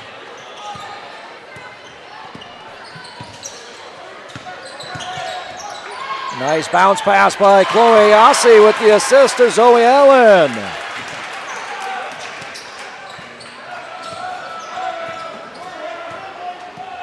That's Chloe's first assist on the season.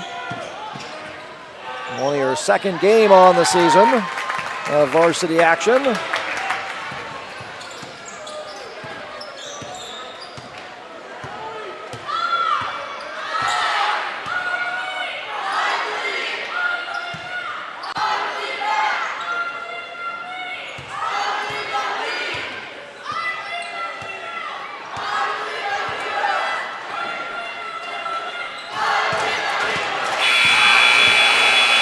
Raiders dribbled out for your 60-36,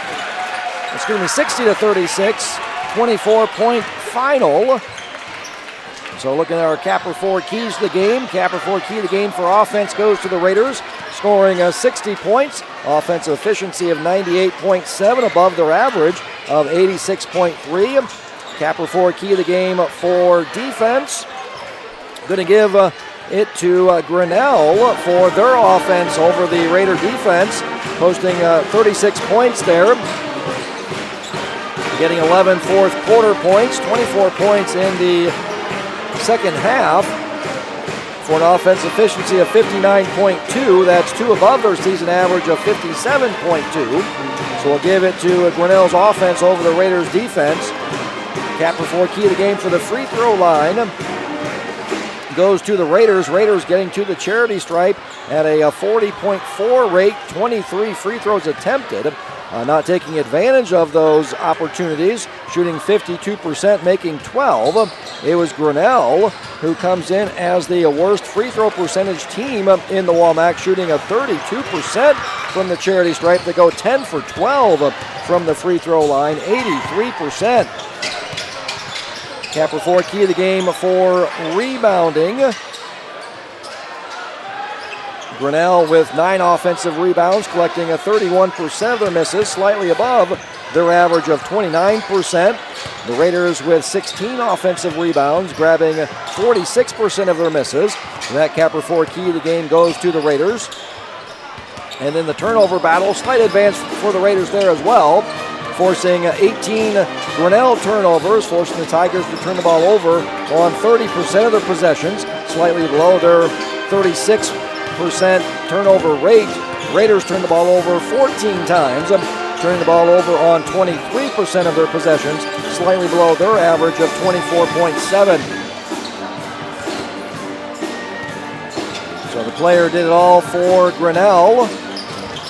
is Aiden Gosling with 8 points, 5 rebounds, and assist, 4 blocks on the night. For the Raiders, your Farm Bureau star player of the game is Zoe Allen, scoring a game-high 16 points. 6 for 13 from the field, making her first 3 on the season. 3 for 4 from the free throw line, 4 rebounds, a block, and 2 steals. Your Ullman's Furniture bench player of the game is Kylie Sewer with 10 points, 3 of 5 shooting, 4 for 8 from the free throw line, 5 rebounds, 2 blocks, and 5 steals for the sophomore.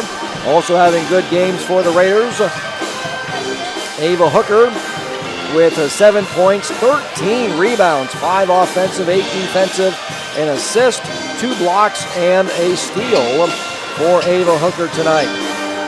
Kennedy Skaggs also with 12 points, made those 3 threes early on, has 1 bucket later on and a free throw for her 12 points.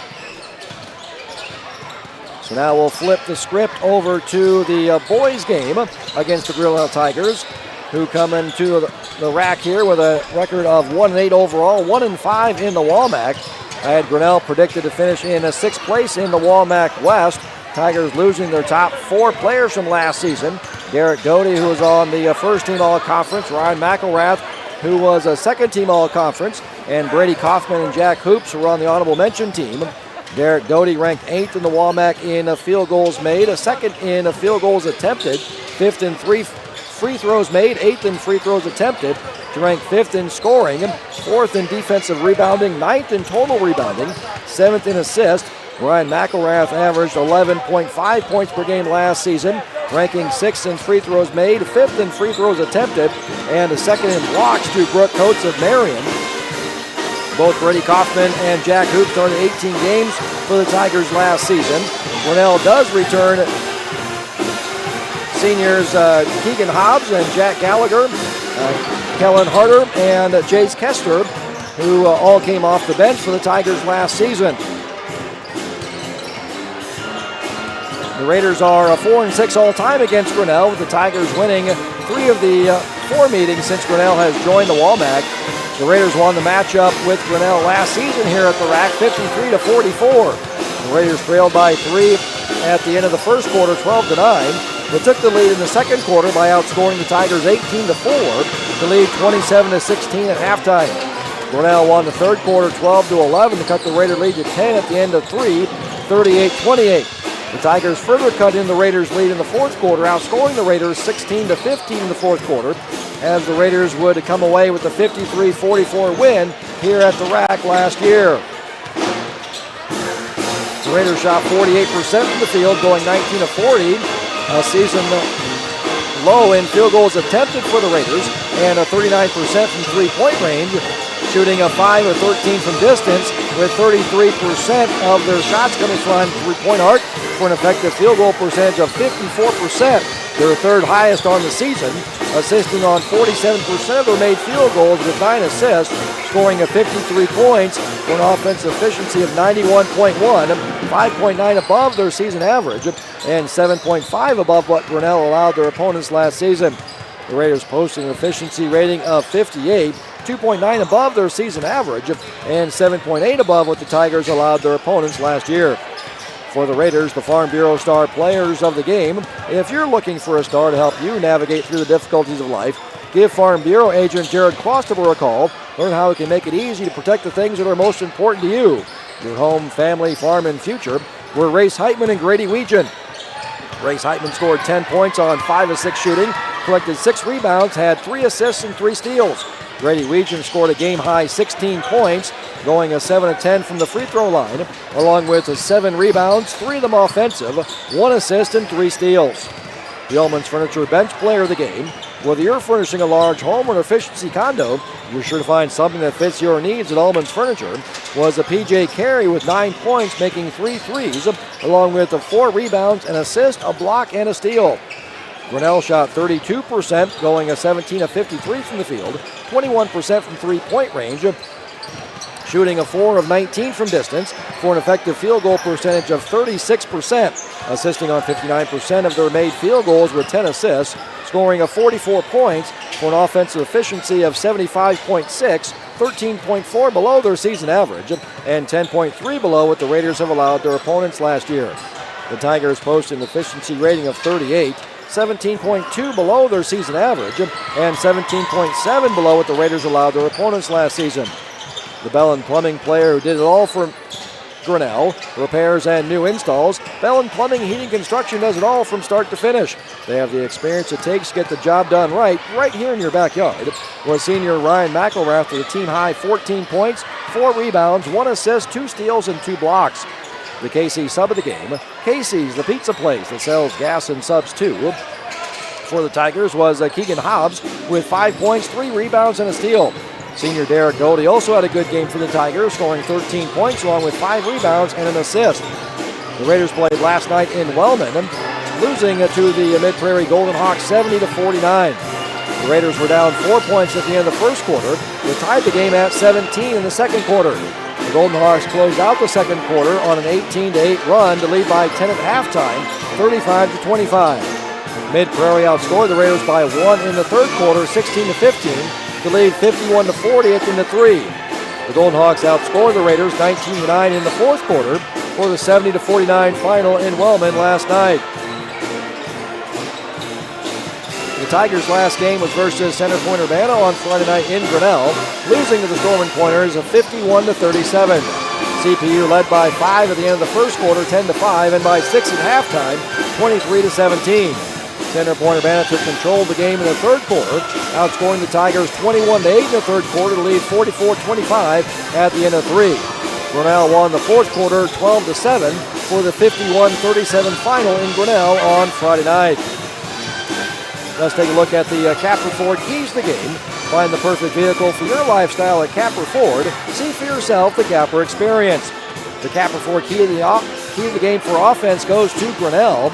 The Raiders are the 10th best offense in the WAMAC, averaging a 48.8 points per game for an offensive efficiency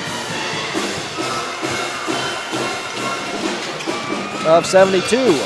Senior Dylan Weiskopf is leading the Raiders in scoring, averaging 11.9 points per game. Griffin Becker also averaging double figures at 10.2. Grinnell ranks just ahead of the Raiders as the 9th best offense in the WAMAC, averaging a 46.6 points per game for an offensive efficiency of 81.4. Senior Keegan Hobbs ranks 10th in scoring, averaging 13.1 points per game, and the junior Aiden Wolf is averaging 9.9. The Raiders are the 6th best shooting team in the WAMAC, shooting 42% from the field, 25% from three-point range, for an effective field goal percentage of 46%. Dylan Weiskopf ranks 7th in the WAMAC in field goals attempted, averaging just over 12 shots a game. Griffin Becker, Grady Weegan, and Noah Banos, who's back from injury after missing a couple games with an ankle injury, are averaging 5 or more field goal attempts a game for the Raiders. Noah Banos ranks 2nd in the WAMAC in a field goal percentage, shooting a 57% from the field. So it'd be nice to have Noah back into the lineup here tonight against the Tigers. Miles Howell from Clear Creek, Amana is leading the WAMAC, shooting a 60% from the field. Grinnell is the 10th best shooting team in the WAMAC, shooting a 37% from the field, 31% from three-point range, for an effective field goal percentage of 44%. Senior Keegan Hobbs ranks 8th in the WAMAC in field goals made and field goals attempted, averaging over 12 shots a game, making 5. Aiden Wolf is averaging 11.5 shots per game, which ranks 11th. Cameron Gosling and Jace Kester are also averaging more than 5 field goal attempts a game for the Tigers. The Raiders rank 11th in the WAMAC in three-point shooting 25% from three-point range, making 35% of their shots from behind the three-point arc, averaging 16 threes, making 4. TJ Carey ranks 6th in the WAMAC at taking his shots from behind the three-point arc, taking 77% of his shots from distance, and Charlie Hoffman ranks 9th, taking 69% of his field goals attempted from behind the three-point arc. Dylan Weiskopf also averaging more than 2 threes a game for the Raiders. Grinnell is the 5th best three-point shooting team, shooting 31% from distance, taking 45% of their shots from behind the three-point arc, which ranks 2nd in the WAMAC, with only the Benton Bobcats taking a higher percentage of their shots from distance with the Bobcats taking a Womack high 52% of their shots from behind the three-point arc, averaging a Womack leading 25.9 three-pointers attempted per game, making a Womack high 7.3 is the Benton Bobcats. Grinnell's averaging a 21.1 three-pointers attempted, making 6.5. Junior Aiden Wolf ranked 6th in the Womack in three-pointers attempted, averaging over 6 threes a game. And Jace Kester ranked 7th, averaging 5.8. Kester ranks 5th in the Womack, making 3.1 threes per game, ranking 8th in three-point percentage, shooting 37%, and leads the Womack in taking his shots from distance, taking an amazing 97.9% of his shots from behind the three-point arc, with 46 of his 47 shots coming from distance. Kellen Harder ranks 3rd, taking 85% of his shots from distance. Keegan Hobbs and Camden Harms are also averaging more than 2 threes a game for the Tigers. The Raiders rank 5th in assisting on their made field goals, assisting on 61% of their made field goals, averaging 11.9 assists. PJ Carey leads the Raiders in assists, averaging 2 assists per game. Logan Ackerman, Dylan Weiskopf, Colin Reed, Cale Steckley, and Charlie Hoffman also have above-average assist rates for the Raiders. Grinnell ranks 9th in assisting on their made field goals, assisting on 59% of their made field goals, averaging a Womack low 10.1 assists. Kellen Harder and Keegan Hobbs are both averaging 2.5 assists per game. Aiden Wolf and Camden Harms also have above-average assist rates for the Tigers. The Capper Ford key of the game for defense goes to the Raiders. The Raiders are the 11th best defense in the Womack, allowing their opponents to score 68.2 points per game for a defensive efficiency of 107.9. Grinnell ranks as the 12th best defense in the Womack. That would be last, allowing their opponents to score 63.9 points per game for a defensive efficiency of 111.5. The Raiders are allowing their opponents to shoot 47% from the field, 34% from three-point range, allowing their opponents to take 32% of their shots behind the three-point arc, which ranks 2nd in the Womack. Only the Independence Mustangs are allowing fewer shots from distance, with their opponents taking 32.1% of their field goals attempted from distance, with the Raiders at 32.4. The Raiders allowing an effective field goal percentage of 53%, allowing their opponents to assist on 56% of their made field goals, allowing 14.1 assists. Grinnell is allowing its opponents to shoot 46% from the field and a Womack high 39% from three-point range, allowing their opponents to shoot 35% of their shots from distance for an effective field goal percentage of 53%, allowing their opponents to assist on 55% of their made field goals, allowing 12.5 assists. Colin Reed ranks 5th in the Womack in blocks, averaging 0.9 blocks per game, and 4th in block rate, and Grady Region ranks 9th, averaging 0.8 blocks per game. Cameron Goslink ranks 4th in the Womack in blocks, averaging 1.1 blocks per game, and 6th in block rate. Marion's Brooke Coates is leading the Womack in blocks and block rate. The Capper Ford key to the free throw line goes to the Raiders, as the Raiders get to the free throw line at a slightly higher rate than Grinnell, and the Tigers are sending their opponents to the charity stripe at a slightly higher rate than the Raiders. The Capper Ford key of the game for the rebounding battle goes to the Raiders, with the Raiders being the better offensive and defensive rebounding team. And the Capper Ford key of the game for the turnover battle is even, as Grinnell does a better job of taking care of the ball, but the Raiders force more turnovers by their opponents. So the Raiders win the Capper Ford key of the game for defense, the free throw line, and the rebounding battle. Grinnell wins the Capper Ford key of the game for offense, and the Capper Ford key of the game for the turnover battle is even. Good evening and welcome to Warehouse. Let's send it down to PA announcer Nathan King for the starting lineup, sponsored by the Sundown. If you're looking for starters, a main course, or good beverages, stop out down to the Sundown. No matter when you'll visit, you'll enjoy great food and great company. Visit the Sundown Bar and Grill today to see what all the hype is about. Athletic events can be the best environment one can find for all students and adults. Please do your part by exhibiting the qualities of good sportsmanship, showing positive for your team, respecting the decisions of the game officials, and by recognizing the efforts of the opponent. First, your starting lineups for the Tigers.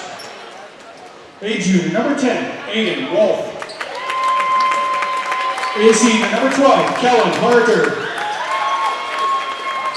A senior, number 14, Jace Kester.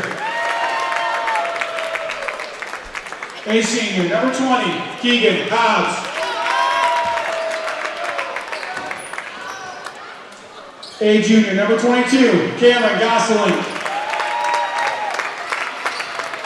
The Tigers are coached by Brandon Sharp and assisted by Scott Sharp, Michael Baker, Jason Kester, and Will Bentley.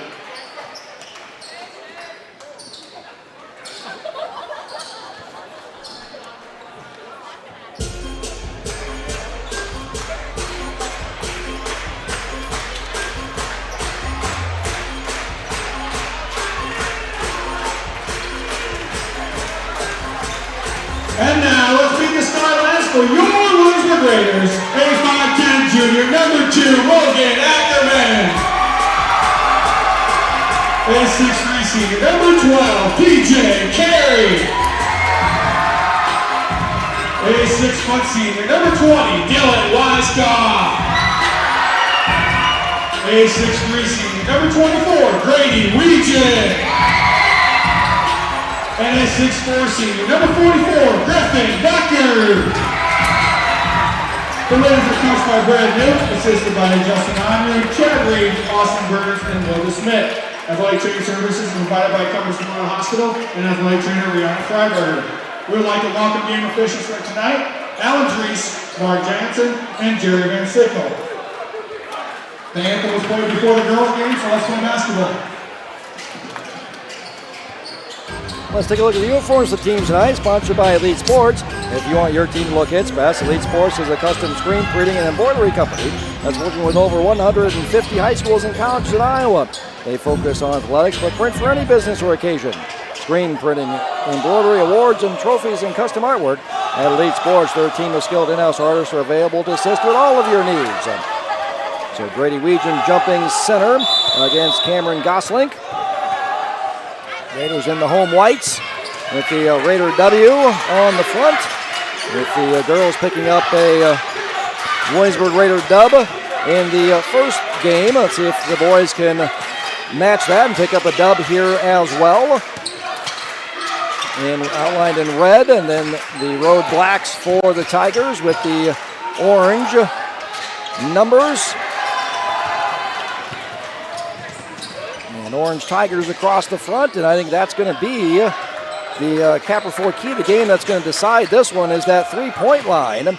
Kind of opposites in regards to these teams here, where the Raiders don't shoot the three well, but the Tigers' opponents have shot the ball well from three-point range. So Grinnell's hitting their threes, and the Raiders coming out in a 2-3 zone.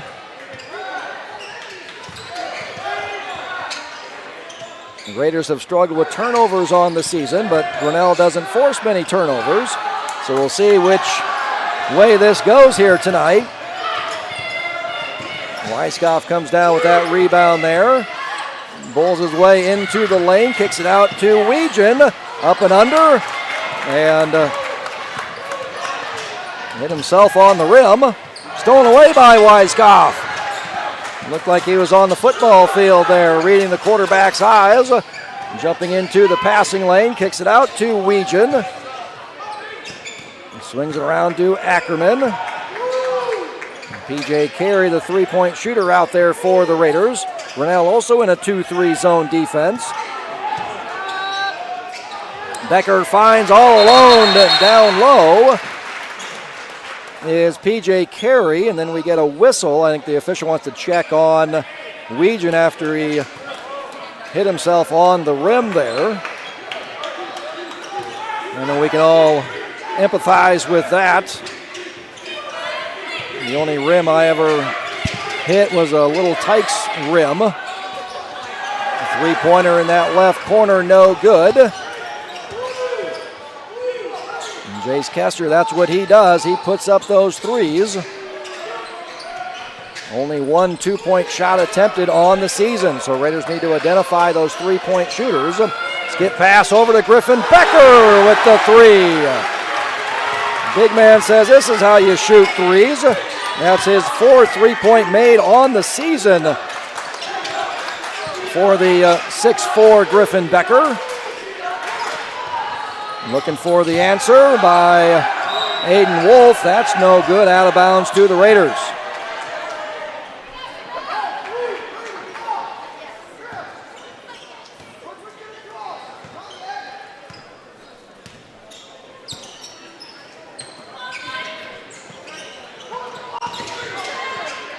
Region at the free throw line, splits the double team, comes up short on the layup attempt. Here come the Tigers, spinning into the lane. Keegan Hobbs skips it into the left corner. Hobbs hops into the lane, jumper good. First points of the game for the Tigers. The Raiders lead 5-2. 1-2-2 full court pressure, no problem for Weiskopf and Ackerman to break that. Weiskopf will try a three, that's off front iron. Long rebound to Ackerman. Weiskopf will hop into the lane, and a little jumper right in front of the basket goes. Raiders back up by 5, 7-2. Hoffman and Noah Banos set to check in. Nice to have Banos back. Ball poked away, stolen away by Rogan Ackerman. Nice job, Ackerman attacking the center of that defense. That made that defense collapse. That opened up P.J. Carey in that left corner. His three is good. Going to get the first foul of the ball game. Rogan Ackerman picking up the first foul. Going to the free throw line is Aiden Wolf. Wolf leading the Tigers in free throw percentage, shooting 83% from the charity stripe. Let's see if the Grinnell boys can shoot it as well from the charity stripe as the Grinnell girls did. Grinnell girls came in to the rack shooting at 32% from the free throw line. They go 10 for 12, 83%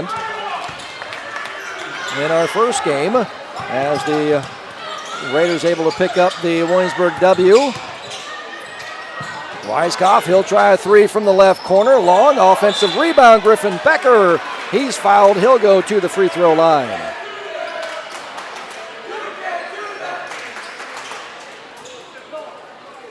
So we noted earlier in the girls' game how the free throw rate, the number of free throws attempted have gone up in the girls' game. Boys' game, about the same.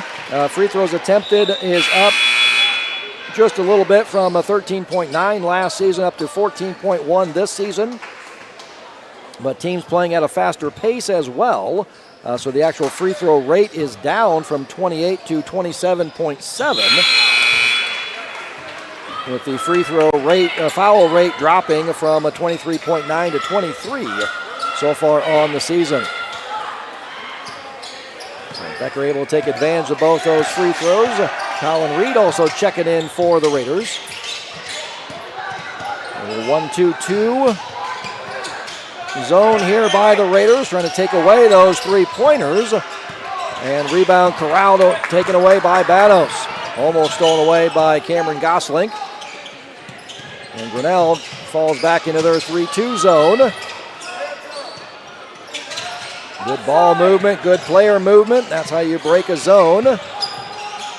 Hoffman thought about going one direction, then got himself up in the air. On the drive, check into the ball game. Hobbs. Three is short by Wolf.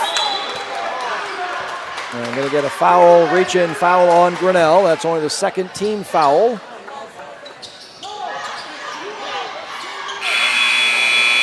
That'll be on check. And Jack Gallagher checks into the game for Gosling. Looks like they're going to have the 6'1 Gallagher there at the point of that 1-2-2 zone. Dale Steckley checking into the game for the Raiders. So flashing in the middle of that zone. That's what Banos is doing. That's what Region was just coming up to do. And then good ball movement. Good player movement. Skip pass to Colin Reed on the weak side of that zone. Able to get up and lay that in. Raiders run out to a 10-point lead, 14-4. And the Raiders doing the same thing to the Tigers with a 1-2-2 zone. It's Colin Reed at the point for the Raiders, the 6'4 Reed.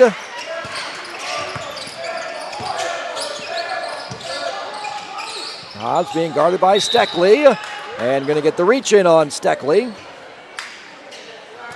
Carey and Becker checking back in, as does Rogan Ackerman. Norwegian will get his first break, as does Noah Banos.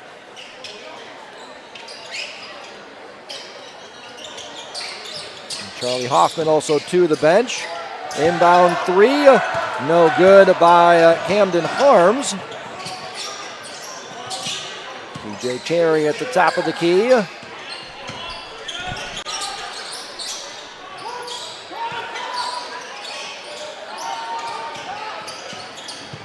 DJ Carey able to bring that back out.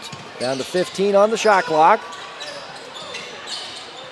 This is why Grinnell plays at the slowest pace of any Walmack team, averaging 57 possessions per game. Ackerman with 4 on the clock, 3 off back iron, but that's the tough thing about zone defense, is trying to rebound out of the zone, and going to get a tie-up on that. Rogan Ackerman and Jack Gallagher introducing each other. Some howdy-doos there. That'll stay with the Raiders.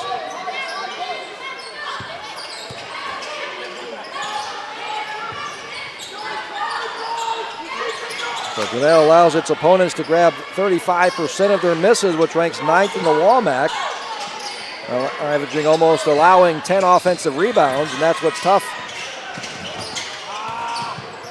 Turnover there by the Raiders. Quickly attacking, coming up short on the layup attempt is Harms. See if the Raiders play it quick here and go 2 for 1.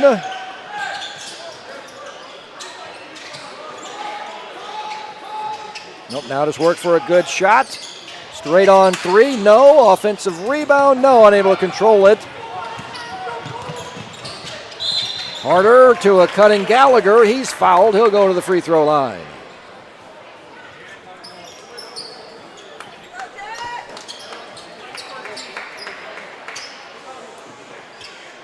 Gallagher gets to the free throw line at a 54.5 rate. Only Trent Scheck gets to the free throw line at a higher rate.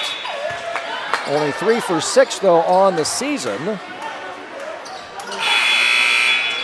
Weiskopf and Hoffman check in for Ackerman and Reed.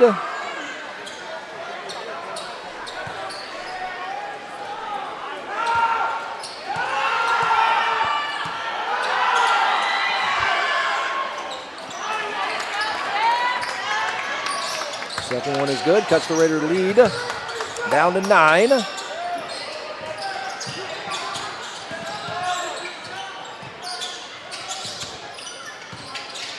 Carey swings it over to Hoffman, unable to control the pass. Turnover on the Raiders.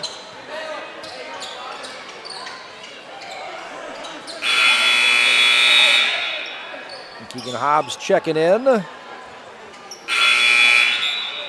for Trent Scheck. And Cameron Gosselin coming back for Jack Gallagher.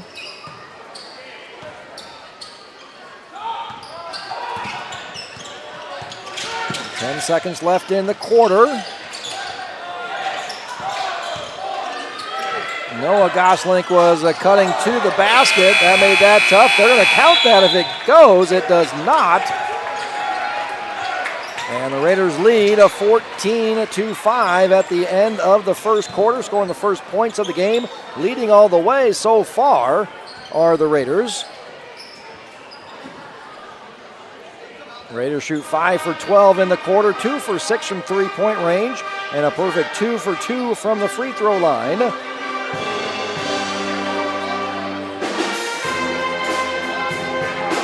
Assisting on all 5 of their made baskets, 100% assist rate, can't get any better than that. Also grabbing 38% of their misses. Turnover rate of 23%, that's below their season average of 31%. So you can see why Grinnell doesn't force many turnovers sitting back in that zone. Grinnell likes to shoot the ball from 3. Second in the WAMAC at taking their shots from three-point range, and are 0 for 7 from distance so far. 1 for 2 from a 2-point range. 3 for 4 from the free throw line for their 5 points. Raiders doing a good job of keeping the Tigers off of the boards. Grinnell ranking 10th in the WAMAC at collecting their misses at 26.5%, averaging 7.5, and did not collect an offensive rebound in that first quarter. So nice first quarter by the Raiders. Raiders in that 1-2-2 zone here again to start the second quarter. Looking down low for a cutting Hobbs, poked away by Weegan, stolen away by Weiskopf. Thought about walking into the 3, does take the 3. Rebound pulled away by Wolf. Wolf over to Harder, then to Kester, 3 is good. Raiders need to identify him, that's what he does. He's only taken 1-2 so far on the season, so he takes 3s.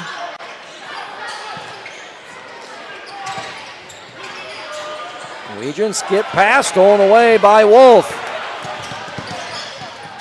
Wolf floater, good. Grinnell starts out the second quarter on a 5-0 run.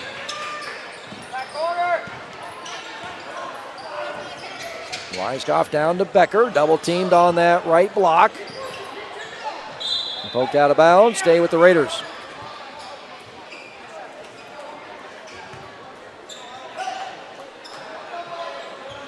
PJ Carey will trigger in baseline out of bounds. 21 on the shot clock. Okay, both boys and girls are where we've seen issues. Raiders swing Grady Weegan. Oh my, that doesn't go down for him. Like to run that alley-oop pass in the middle of the lane for Weegan. 3, no. Rebound pulled away by Weiskopf. Up to PJ Carey. Down to Weiskopf and going to get a blocking foul.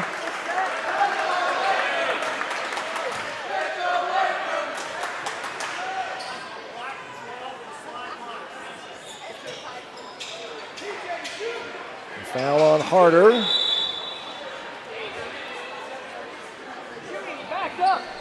I'm going to say Weiskopf was in the act of shooting.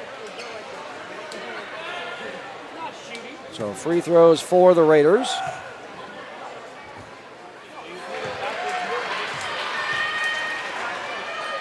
Weiskopf good on the first. And Dillon tied with Becker at getting to the free throw line for 2.6 free throws attempted per game, and going to get an inbound violation. Grinnell didn't take the ball all the way out of bounds.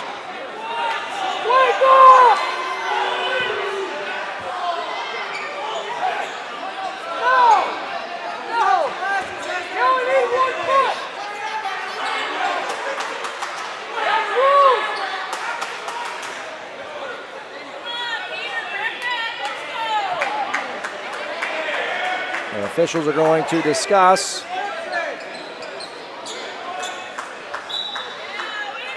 Okay, they're going to correct it. So Grinnell was all the way out of bounds. Official saw 1 foot kind of hovering and thought that he had made contact with the court. So Grinnell's ball, you're going to get a full 35-second shot clock. The Raiders back up by 6, 16-10. Hobbs over top of Weegan. No, rebound pulled away by Ackerman.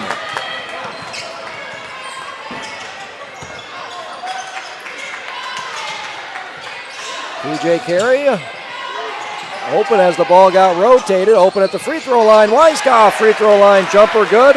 Raiders back up by 8, 18-10. As the Raiders put a stop to that 5-0 run by Grinnell. Harder in the corner being guarded by Weiskopf. Back up top to Kester. Hobbs. Now to Wolf. Three-pointer, long three is good. Jace Kester, his second made three on the night.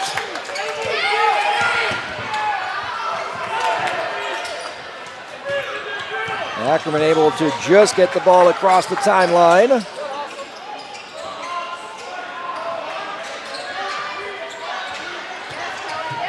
Regent skip pass over to Ackerman. Carey, three. Oh, rims in and out. Nice offensive rebound, left hand put back, good by Weiskopf.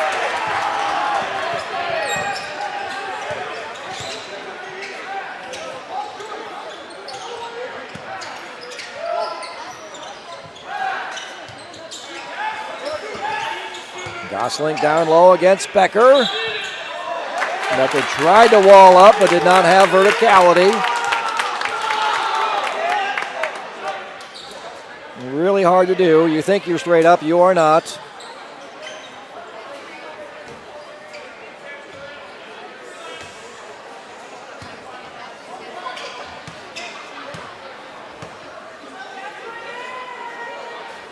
Gosling to the free throw line. 57%, 4 for 7 on the season. Good on the first. As Camden Harms checks in for Grinnell. And perfect on the second. Well, really fooled by these numbers here by Grinnell from the free throw line. The girls looked great shooting the ball in the first game, and the boys look sharp here as well. Extending 1-3-1 trap here by Grinnell, and then fall back into that zone. And Griffin Becker being held by Jack Gallagher down on that left block. Only the second team foul on Grinnell. Raiders, that was the first team foul on the Raiders on that last possession by Grinnell. Weiskopf hops into the lane. Off glass, no. Rebound pulled down by Harms.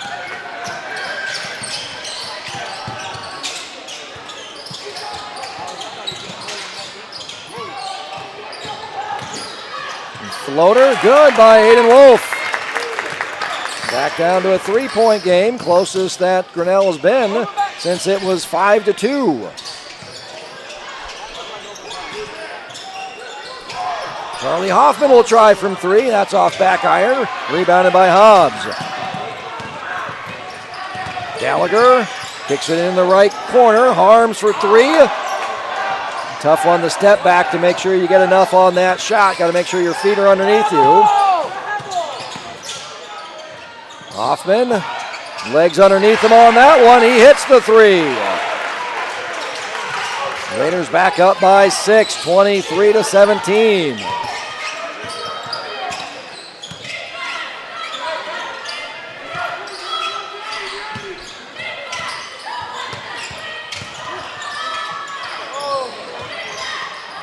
Hobbs steps into the lane. Nice job, nice pocket pass there to Gallagher.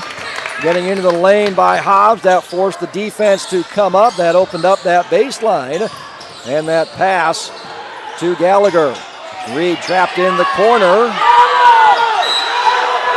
Going to get a reach-in foul on Grinnell on Kellen Harder. Third team foul on Grinnell. Regent and Steckley check into the game. Griffin Becker and Dylan Weiskopf will take a break, as all of us will now, with a 30-second timeout.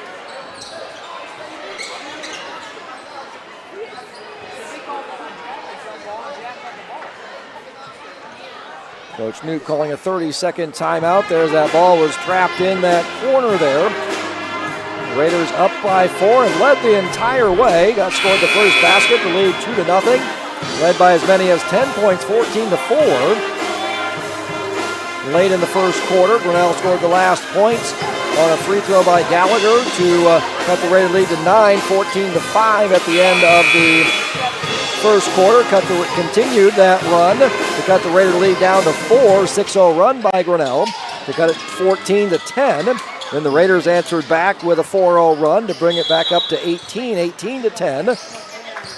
Now Grinnell cutting it back again to 4, 23-19. Raiders with the ball. 3 minutes to go until halftime. Banos, Reed, Weegan. Reed, Steckley, and Hoffman, the 5 on the floor for the Raiders. Hobbs hops into the lane, blocked by Reed. And Colin Reed ranks 5th in the WAMAC in blocks, averaging almost a block a game. He'll pick up the foul there. That's his second personal foul. P.J. Carey will check in for him. Jace Kester checking back in. Kester 2 for 3 from 3-point range. And walks on the floor, puts up a 3. Rebound pulled away by Banos.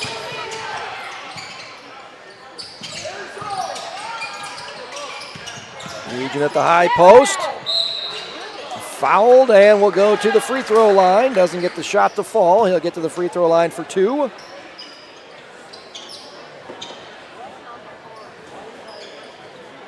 Region comes in 6 for 14 on the season from the charity stripe.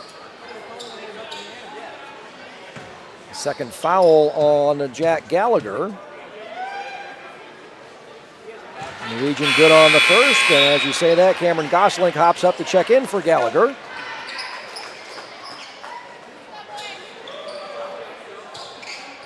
First point of the game for Grady Weegan. Weiskopf leading the Raiders with 8 points.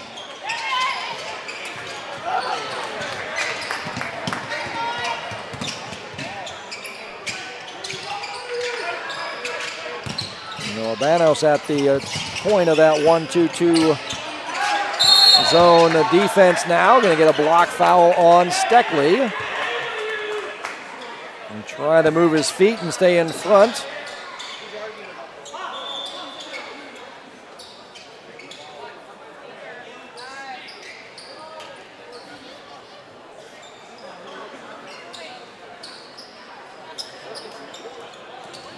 Blood somewhere or something, or everybody's looking around for something, checking themselves.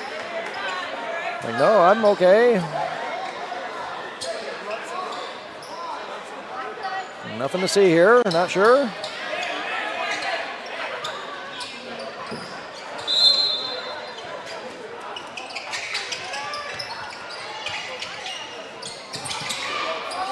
Looks like the Raiders on this inbound possession now have dropped into their normal man-to-man defense on this possession.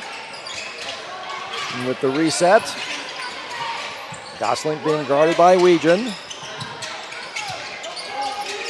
Hoffman on Wolf. P.J. Carey on Kester. You got to take him as far as he's going to go out. He'll put up the 3.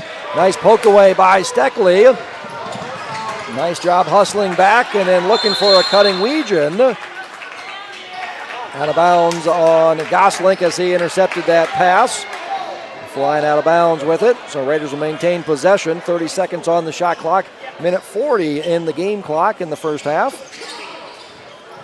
Inbound to Hoffman. Corner 3, no. Rebound by Weiskopf. Puts it right back in again.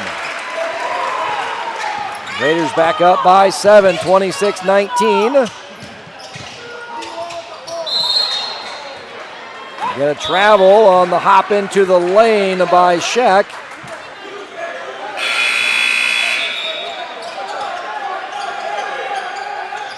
Griffin Becker checking in for Charlie Hoffman.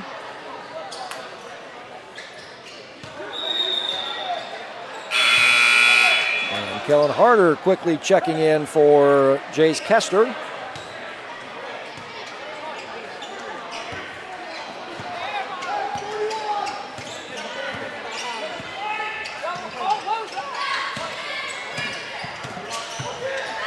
Off to Weiskopf, getting downhill with that right hand.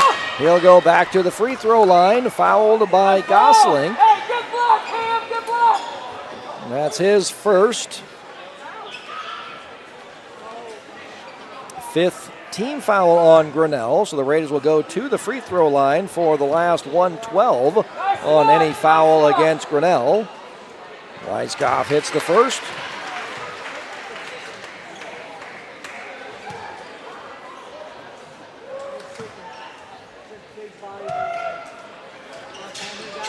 Good on the second. Nice arc. The Raiders build the lead back up to 9. Grinnell cut it down to 4. 23-19. Raiders have answered with a 5-0 run here to build it back up to 9, 28-19.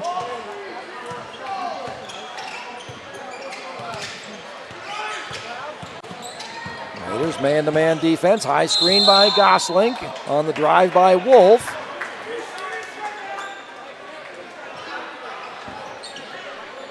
They're going to get the foul on Steckley. That's his third personal foul.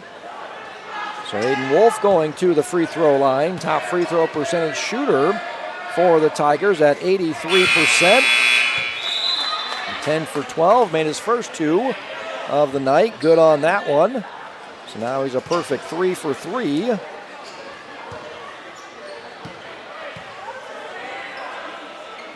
And 4 for 4.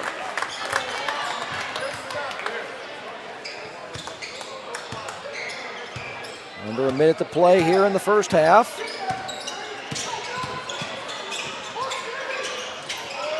Weiskopf looking for Becker down low. Hobbs being guarded by Banos. Wolf thought about the 3. Harder will take the 3. Rebound taken away by Banos. See if the Raiders may move quickly into the front court. Banos will take the straight-on 3 that comes up short. Rebound taken away by Hobbs. Grinnell has the remainder of the clock if they choose to use it. Nice pass. Arms to Gosling. So the Raiders will have the final possession. And looking for Weegan down low. He's fouled and will go to the free throw line.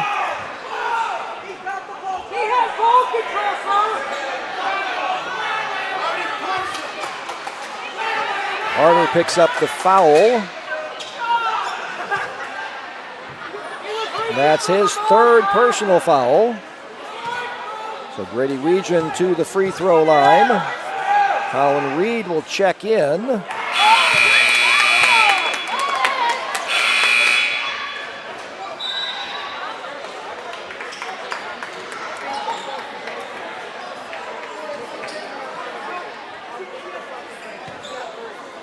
.6 remaining. Plenty of time for Grinnell to get off a shot here.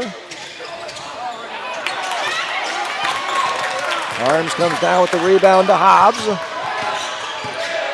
Down to 5, being guarded by Weiskopf. Hobbs on the drive, spin move, gets it to go. Tough shot. And Grinnell closes on a 5-0 run. The Raiders are up by 8, 28-20. They close on a 5-0 run for a 28-25 halftime, a 3-point halftime lead for the Raiders. So we'll send it over to Brindley Heitman for some words from our sponsors. We've always been a family that thinks about spend, save,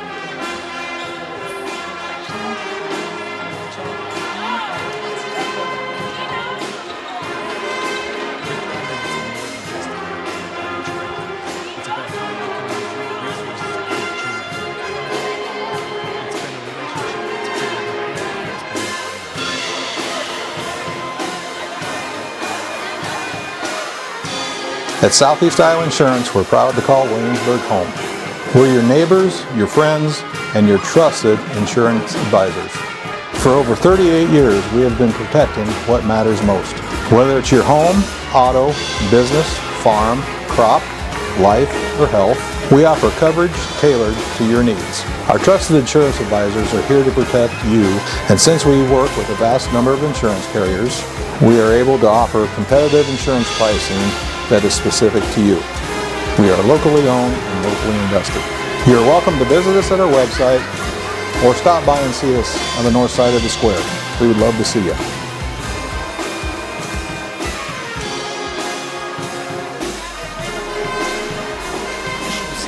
Need continual adjustment to plant accurately, which leads to skips, doubles, and ultimately lost yield. V-set seed meters singulate seeds accurately without any adjustments, resulting in perfect seed placement throughout your field. Contact your local Precision Planting dealer today.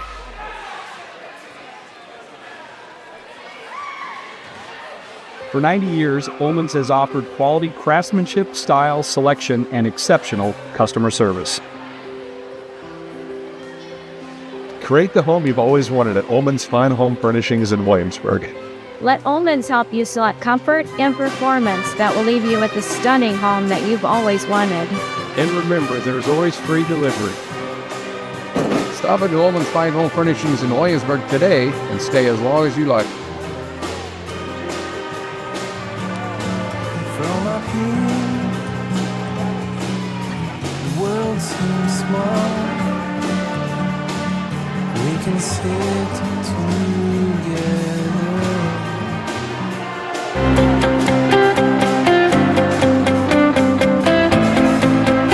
We know your home deserves reliable care from people who treat it like their own. When you call Ackerman Plumbing, you'll hear a friendly voice ready to help, and you can rest easy knowing you're working with a team of trustworthy, licensed professionals prepared to help you every step of the way. Whether it's a small plumbing repair, a kitchen and bathroom design and renovation, or a new construction plumbing, you've got this because we've got you.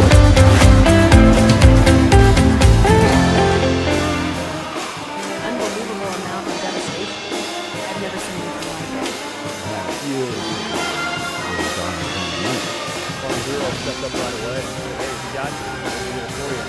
We were thinking about how we could get on to repairing and rebuilding. I tell everybody.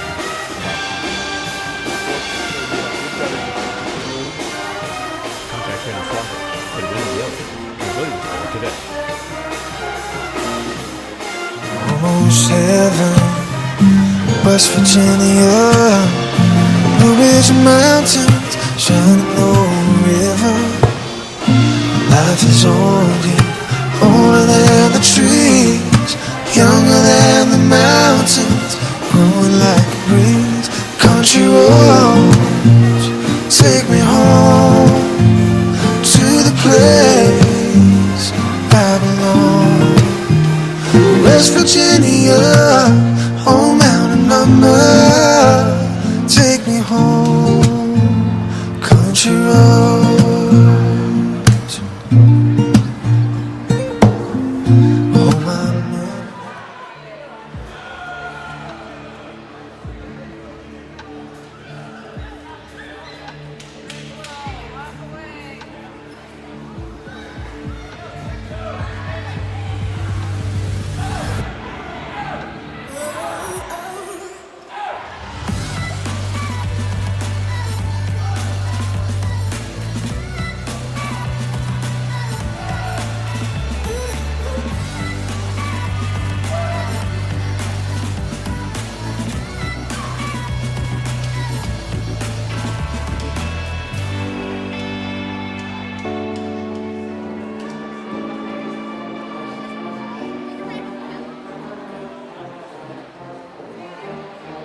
Well, we had our first baby. It is beautiful. We're handsome. And we're interested in life insurance. And we bought a bigger car. Bigger. Here is your plan. Goodbye. When protecting your future, count on a human. Only a Farm Bureau Financial Services agent will sit down with you for a super chat and together create a plan that works for you. It's your future. Let's protect it. Contact Shannon Slockett at Winnie Yellow in Williamsburg today. Pain, hands, feet, it comes and goes. Neuropathy, pain strikes, and another drug or surgery just won't do. At least talk to Agape Chiropractic Laser Clinic for a consultation. It won't cost a dime. Agape has the only FDA class 4 therapeutic laser that just has in your hand. No drugs, no surgery, no cost. Agape Chiropractic Laser Clinic. Call for a free consultation and start feeling better without drugs or surgery.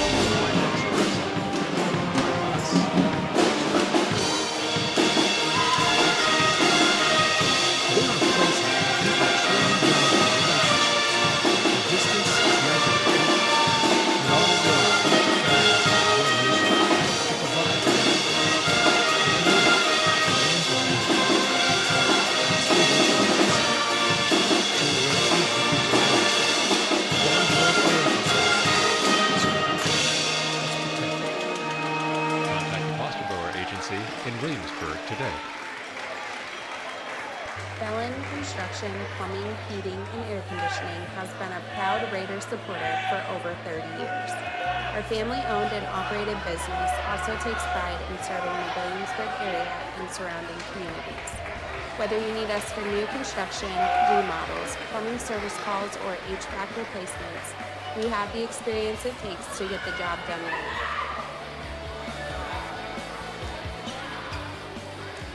From our crew at Belland Inc., go Raiders.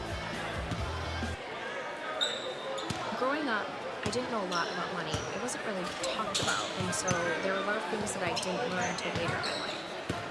I want my girls to have a different experience than I did. I want them to know that money can be a tool to help others. Being like Thriveman helped me set my girls on a strong financial path and instill lessons in them at a younger age than when I wanted them.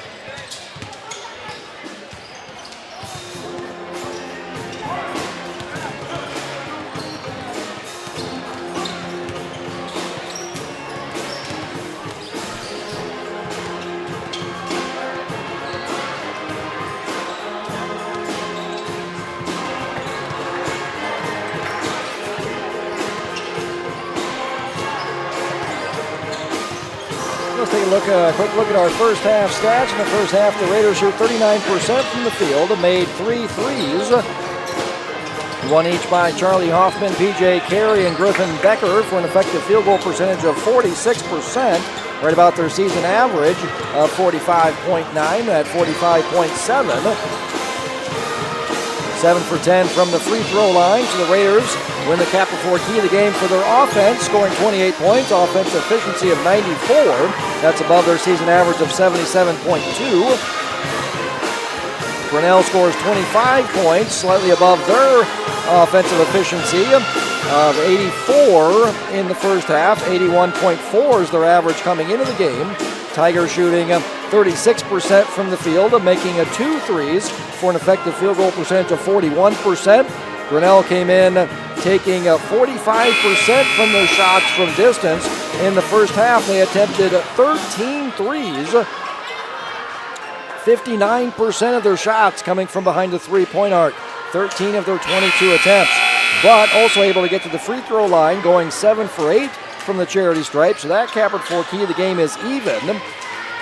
Offensive rebounding, neither team really. 3 for the Raiders, 1 for Grinnell. So that's even.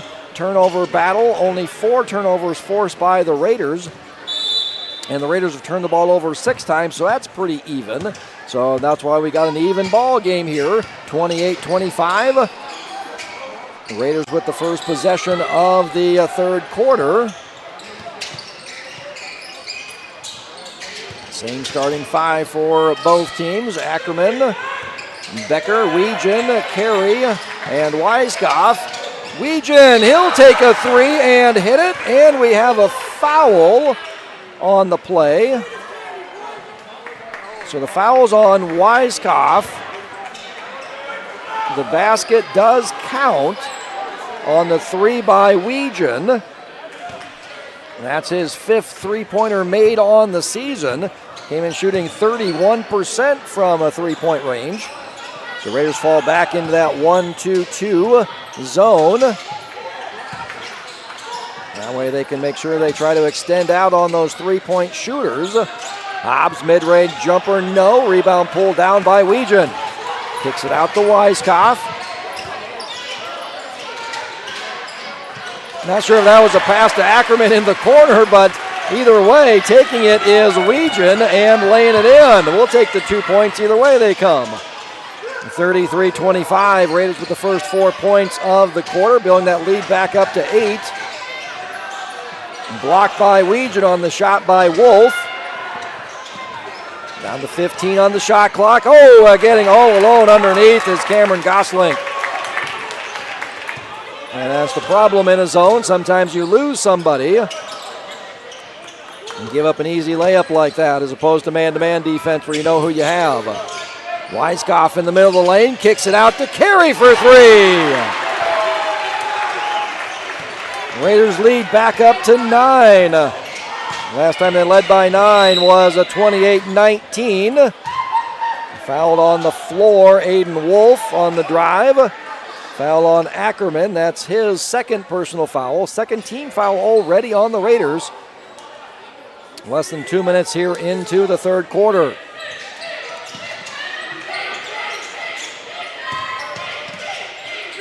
Kester got the only 3-point makes for Grinnell here tonight.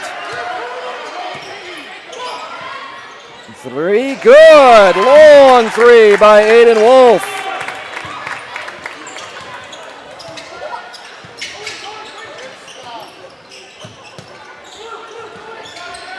Cuts the Raider lead down to 6. Skip pass, Ackerman. Weiskopf, middle of the lane. Off back iron, rebound. Tipped around, controlled by Becker. Weegan in the middle of the lane. Nice ball fake.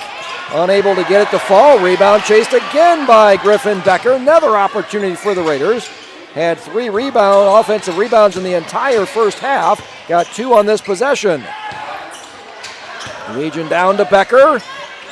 Oh, can't get that to roll in. Rebound pulled away by Gosling.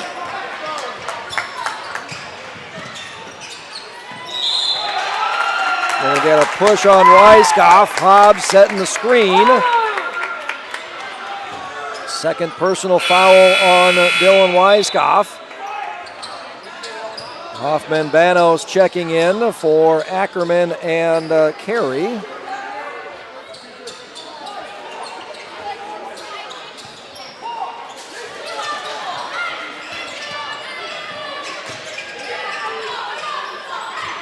Raiders led by 3 at halftime with a 3. Grinnell can cut it back to that same 3-point lead.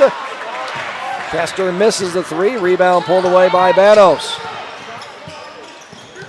Becker at the free throw line. Noah Banos on the drive. Kicks it back to Becker. Mid-range jumper, no. Offensive rebound by Weegan. Fouled on the floor before he's able to get up into a shooting position. First team foul on Grinnell. Colin Reed will come in for Griffin Becker.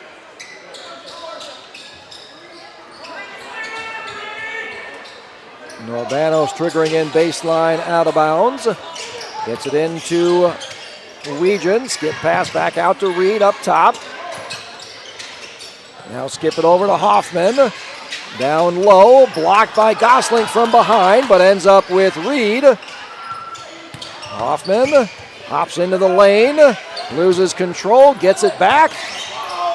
Skip pass over to Weiskopf, his 3 off back iron. Another offensive rebound for Hoffman. Skips it out to Weegan, his 3 off front iron. Another offensive rebound by Noah Banos. Weegan with the pass out to Weiskopf. Gonna get an offensive foul on Weegan. Got up in the air. Keegan Hobbs underneath. Drawing the charge.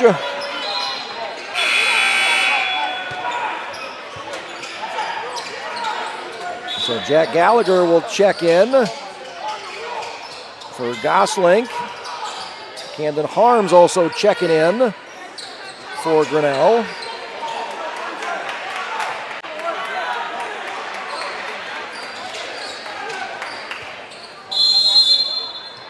And Coach Knoop will take a full timeout. The Raiders led by 3 at halftime, built it up to a 9 starting the quarter on an 8-2 run.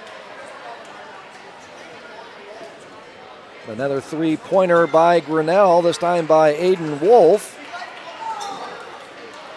to cut that Raider lead down to 6. Another opportunity for Grinnell to cut it back down to 3, which is what it was at halftime, 28-25. Raiders have led from the start, scored the first basket of the game to lead 2-0, build it up to as many as 10 points, 14-4. But then each team putting together some mini runs. As Grinnell starts to cut it down to 4, Raiders will build it back up to 9, back to 4, back up to 9. Was 3 at halftime and currently at 6, 36-30. Hayden Wolf leading Grinnell in scoring with 11 points. Chase Kester with those 2 threes for 6. Dylan Weiskopf leading the Raiders with 12 points. PJ Carey with 8. Brady Legion with 6 and Griffin Becker with 5.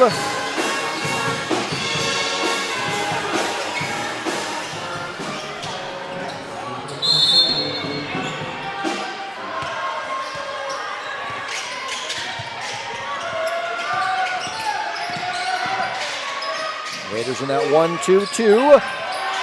Poked away by Weegan. Going to say last off of. Weegan out of bounds as they are looking for Gallagher down that right block.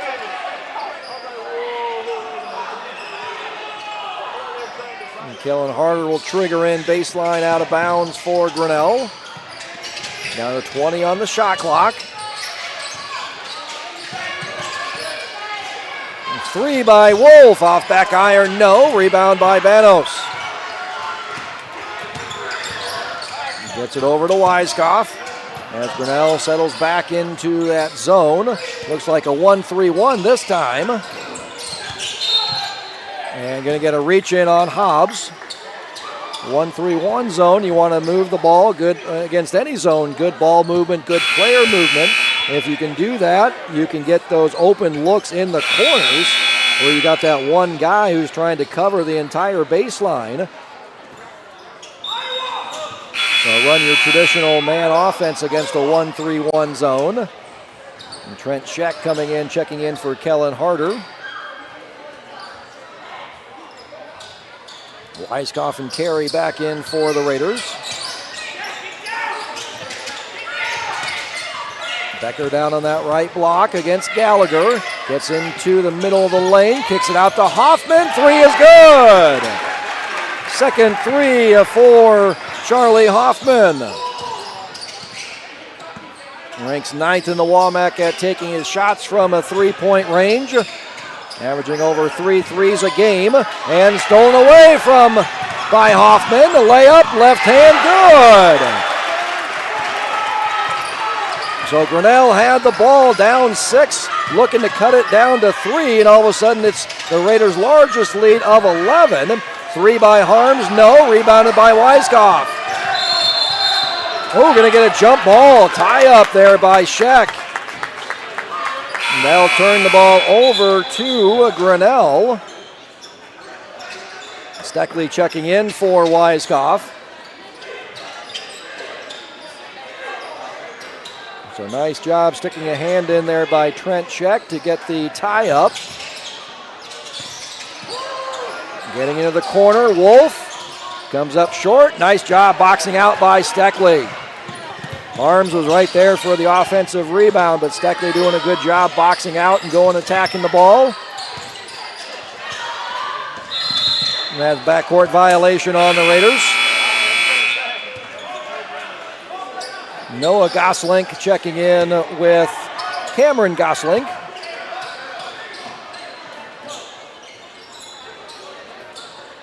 And 2 Goslinks on each team, 2 on the girls, 2 on the boys.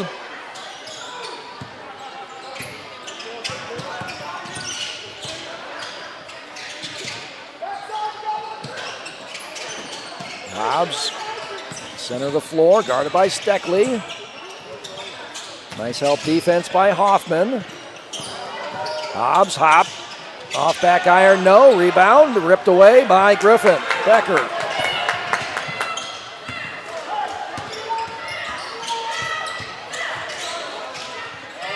Becker in the middle of the lane, left hand jump hook, just leaves that a little bit short. Rebound pulled away by Goslink. That being Cameron Goslink on that one. Under 2 to play here in the third quarter. This little run's put the Raiders up by 11. 7-0 run. Hobbs being guarded by Carey. 15 on the shot clock. Spinning around is Noah Gosling. Here comes Charlie Hoffman over to Noah Banos. Banos, 3, good!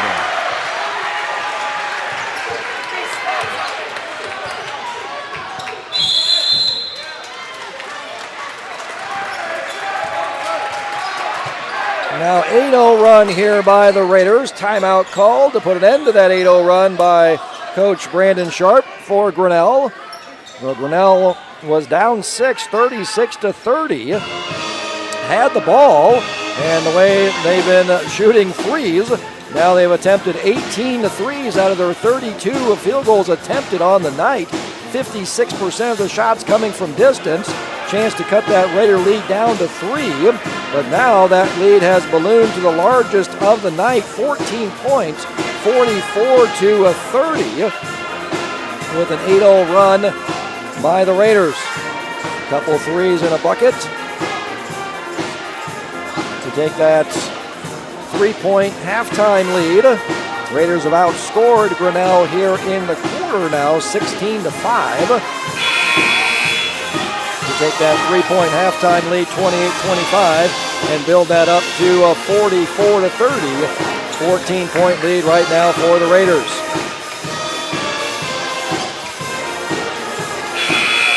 Dylan Weiskopf still leading the Raiders with 12 points. PJ Carey with 8. Grady Weegan with 6. Charlie Hoffman with 8 with that little 5-0 burst by Charlie Hoffman all by himself with the steal. Layup and a 3. You see how quick Grinnell goes. 20 seconds on the shot clock. Sheck over top of the bigger Griffin. Becker puts an end to that Raider run. 44-32. Becker gets that left shoulder off glass a little bit too hard. Rebound pulled away by Noah Gosling. He'll bring it into the offensive end.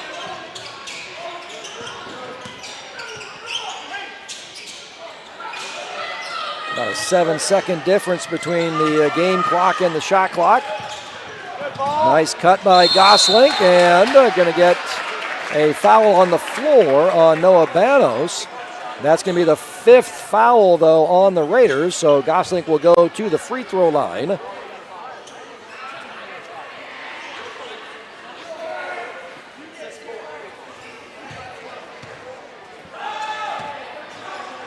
So first foul on Noah Banos, 5th foul overall on the Raiders. So Gosling going to the free throw line. Came in 4 for 7. And these are his 3rd and 4th free throw attempts on the game. He gets the second one to rim in as well. Perfect 4 for 4 on the night. Cut the lead back down to 10. Raiders with the final possession here of the third quarter. Weiskopf on the drive. Gets a cutting Banos. Kicks it back out to Weiskopf. Ball fake. Gets into the lane. Nice dump off to Colin Reed. Unable to finish. Reed with the offensive board. Blocked from behind by Gosling. And that's the way the third quarter will end, with the Raiders up 10, 44-34. So in that third quarter, Grinnell goes 3 for 11. 1 for 5 from 3-point range, and then those 2 free throws just made by Gosling. The Raiders still doing a good job on the defensive glass. Only 1 offensive rebound all night by Grinnell. So we thought that Capper Ford key of the game would go the Raiders' way on the boards, and in that third quarter it did, and that's how the Raiders were able to get that lead, is keeping Grinnell off of the glass, and the Raiders attacking the glass. Raiders go 6 for 15 in the quarter, 4 for 5 from 3-point range, is how they're able to build that lead up to as many as 14 points.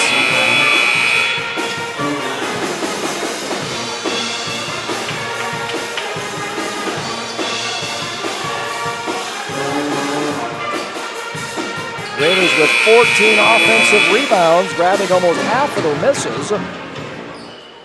That's how they're able to get 38 shots, more shots, and equal on the free throws. So Raiders up by 10 with the first possession here of the fourth quarter. Hoffman joining the starters of Ackerman, Becker, Weiskopf, and Weegan on the floor. Noah Gosling grabs that rebound, kicks it out to Sheck, and he's traveling. Harms, Harder, and Gosling, Cameron Gosling, the 5 on the floor to start the fourth quarter for the Tigers. So 6 turnover on Grinnell. The Raiders with 7. So that capper forward key of the game, as we thought, is even. As the Raiders have struggled with turnovers, turned the ball over on 31% of their possessions. But Grinnell ranks last in the WAMAC at forcing turnovers. Nice job getting to the basket, but unable to finish is Hoffman.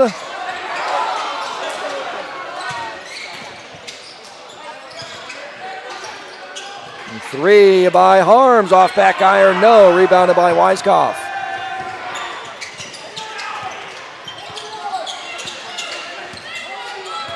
Weiskopf hands it off to Ackerman.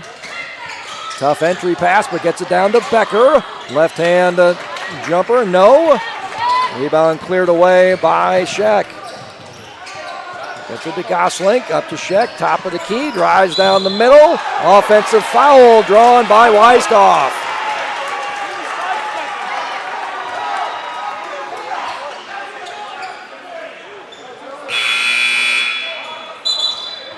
Aiden Wolf and Jace Kester check in. And those are those 3 3-pointers made on the night by Grinnell. Wolf with 1 and Kester with 2. Wolf leading the way with 11 points. And Gosling, 3 by Weiskopf.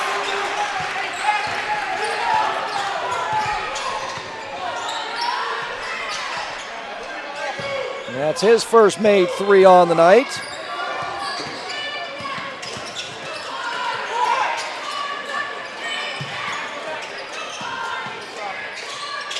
Gosling will try the 3. That's off back iron, no. Rebounded by Weiskopf.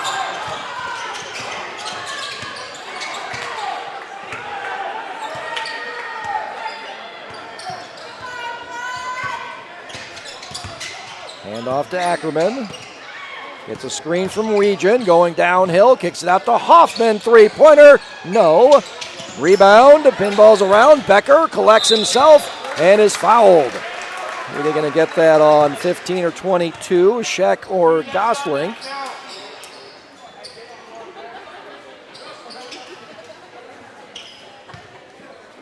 Second team foul, going to call that on Sheck. That's his 4th personal foul. Getting Becker to the line, good on the first. Becker tied with Dylan Weiskopf at getting to the free throw line for the Raiders, both averaging 2.6 free throws a game. Becker leading the way for free throw percentage, shooting 65% from the charity stripe for the Raiders. Off back iron, but the rebound comes out to Becker. Kicks it out to Carey. Up to Hoffman, he'll reset the offense. 48-34, Raiders back up by 14.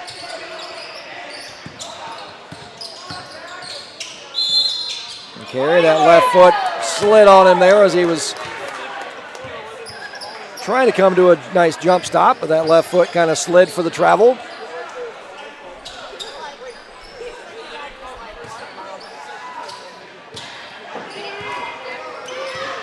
Raiders up 14, 5 minutes to go. Oh, Hoffman unable to secure it. Grinnell maintained possession. The Raiders didn't have possession, so the shot clock does not reset. So 24 seconds on the shot clock as they inbound it, down to 20. Kester. Out of bounds, looking for Wolf. Turnover by Grinnell. Brady Region will check in. Give Griffin Becker a rest. He'll probably sit for just a minute and come right back in again.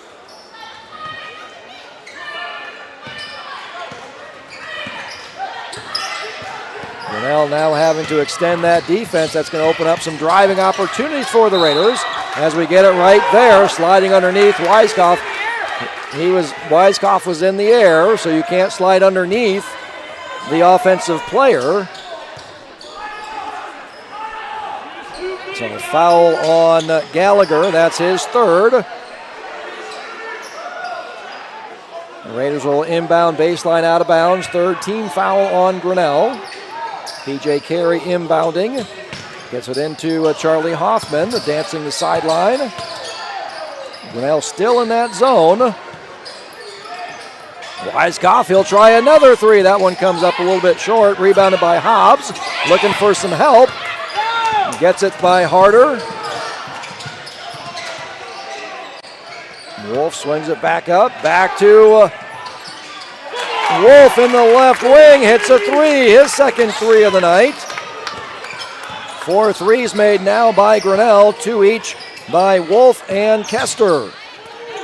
Carey thinks about it. He'll take the three. He'll hit it for the answer. 51-37. Raiders back up by 14. Kester will try the three. He'll hit it. His third three made on the night.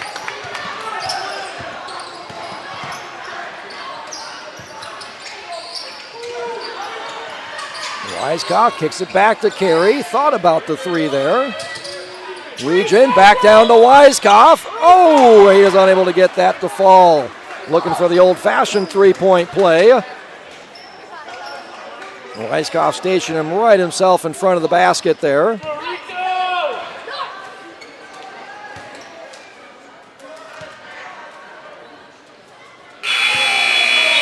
Perfect on the first.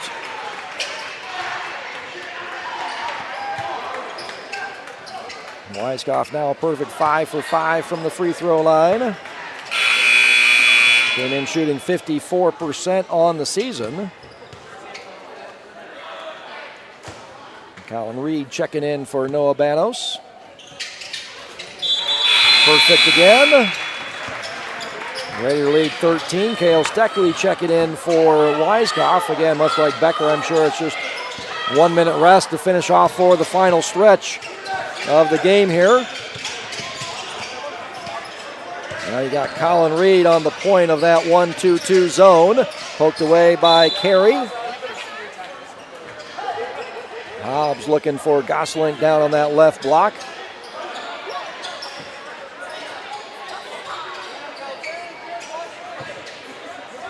Tough entry point for Grinnell, and that tucked in that left corner.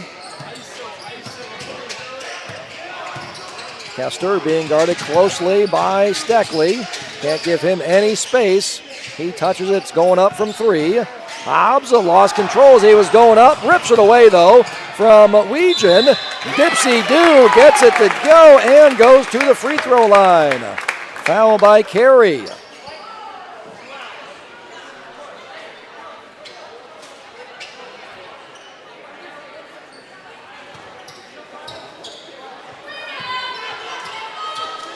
Hobbs leads the Tigers at getting to the free throw line. 3.5 attempts per game. His first on the night. Good on the free throw. Is the 64% free throw shooter. As we thought, Weiskopf just gets a break for less than a minute. Poked away. Gosselink. Going to call it on the floor. Steckley trying to foul him before he got into the act of shooting.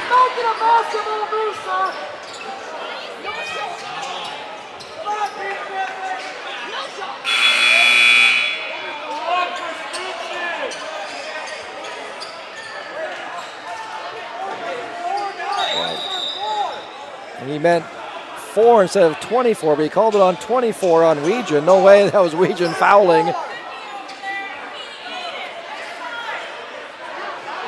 So new rule this year of bringing the ball back out to inbounds as opposed to a baseline. Smart play by Hobbs, letting that go into the backcourt and tracking that down as opposed to touching that and then getting a backcourt violation.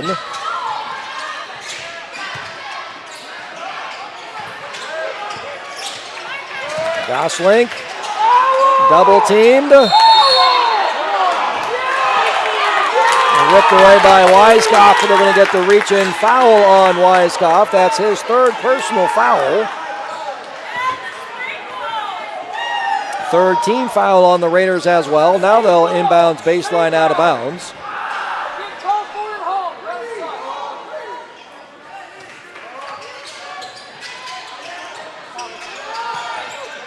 Wolf gets it inbounded, gets it back. That was deflected by Weegan. Here comes Weiskopf. He's bumped.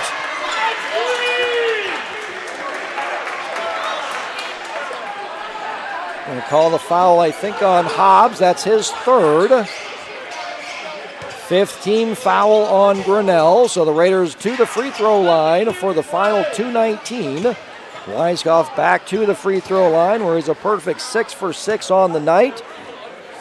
Leading the Raiders with now 18 points.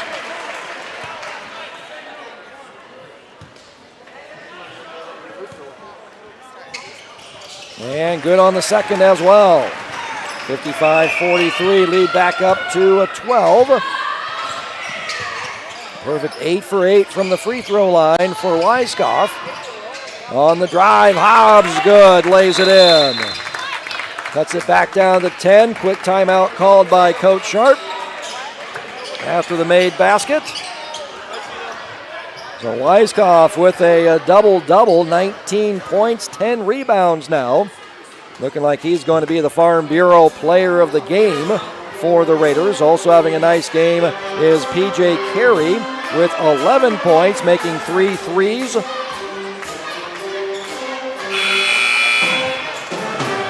Nice battle for the Allman's Furniture bench player of the game between Noah Banos. Has 3 points and 7 rebounds. Charlie Hoffman, 8 points and 2 rebounds. For Grinnell, Aiden Wolf with 14 points leading the way. And then you got Jace Kessler with 9. Keegan Hobbs also with 9 points.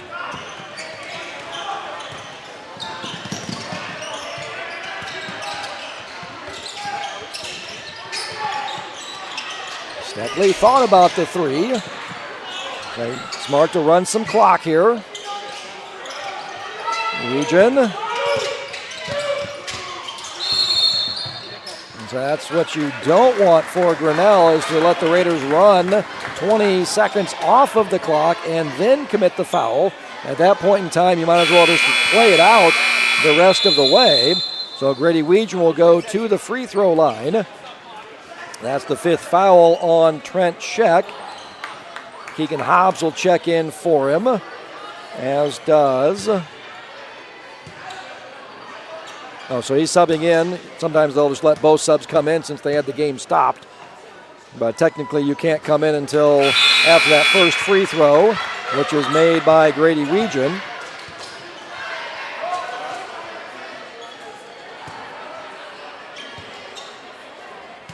So nice job by the Raiders from the charity stripe tonight. Came in shooting 54%. As Weegan hits both of those. 75% here tonight. And attacking the basket is Keegan Hobbs. He'll go to the free throw line. Foul on Griffin Becker. And that's his second personal foul. 4th team foul on the Raiders. So Grinnell will be in the bonus on the next Raider foul. So if you're Grinnell, I know you like to take the three. But a great opportunity to attack the basket and try to score some points with the clock stopped. Also, as you attack the basket, That will then open up those three-point opportunities with the defense collapsing. Noah Gosling coming in for the shooter. Keegan Hobbs at the free throw line.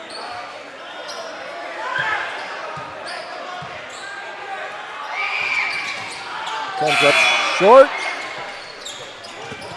Inadvertent horn there by Mr. Jepson there. Trying to get the sub into the game. Thinking we got a sub, but you got to make the free throw. Looking for Weiskopf down low, stolen away by Hobbs. Again, attacking the basket, getting the two. Now applying pressure, trying to force a turnover. Weegan fouled, preserving that clock.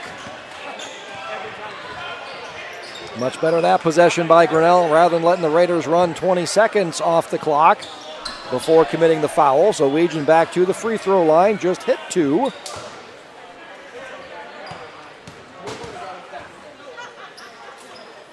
Perfect on that one. Ready to lead back up to 10, 58-48.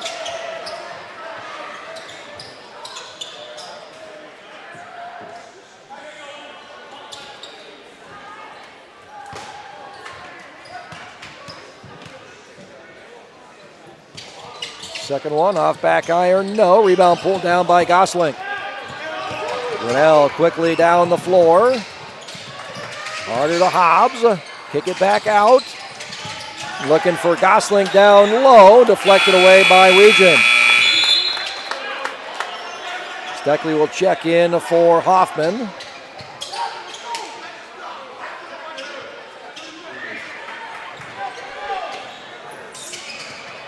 Looking for Hobbs in the corner. Stolen away by Weegan. Nice read of the passing lanes. Steps in and lays it in.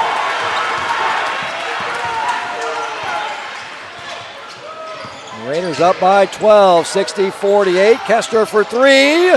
Good again. Lead back down to 9.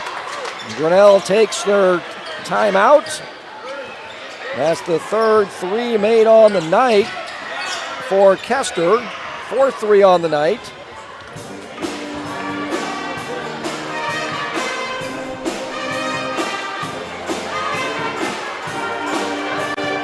Got the Raider lead down to 9.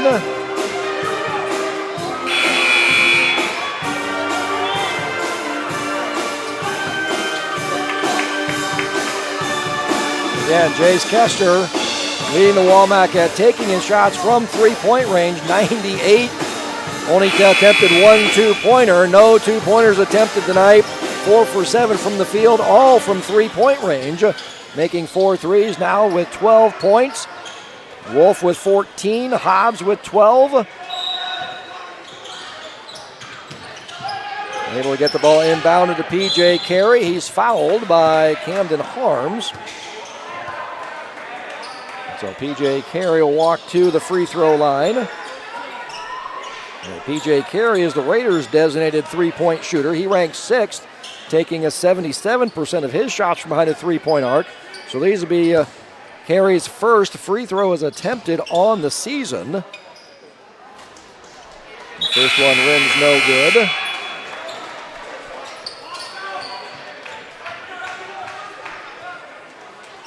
Well, offense, defense, with Kester coming back into the game. And Steckley for Hoffman. Good on the second. 61-51, back to a 10-point lead. Grady Weegan coming in for P.J. Carey. 40 seconds left. Noah Banos doing a good job. It's where you just apply a little bit of pressure to make sure that they inbound the ball and have to bring it up. Nice floater made by Aiden Wolf. Inbound to the Weiskopf. He'll head back to the free throw line. 61-53, 28.9 remaining.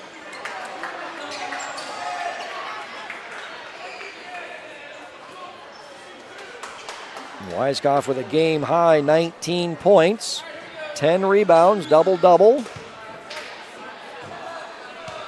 5 shots, 1 three-pointer. That's his first miss from the free throw line on the night.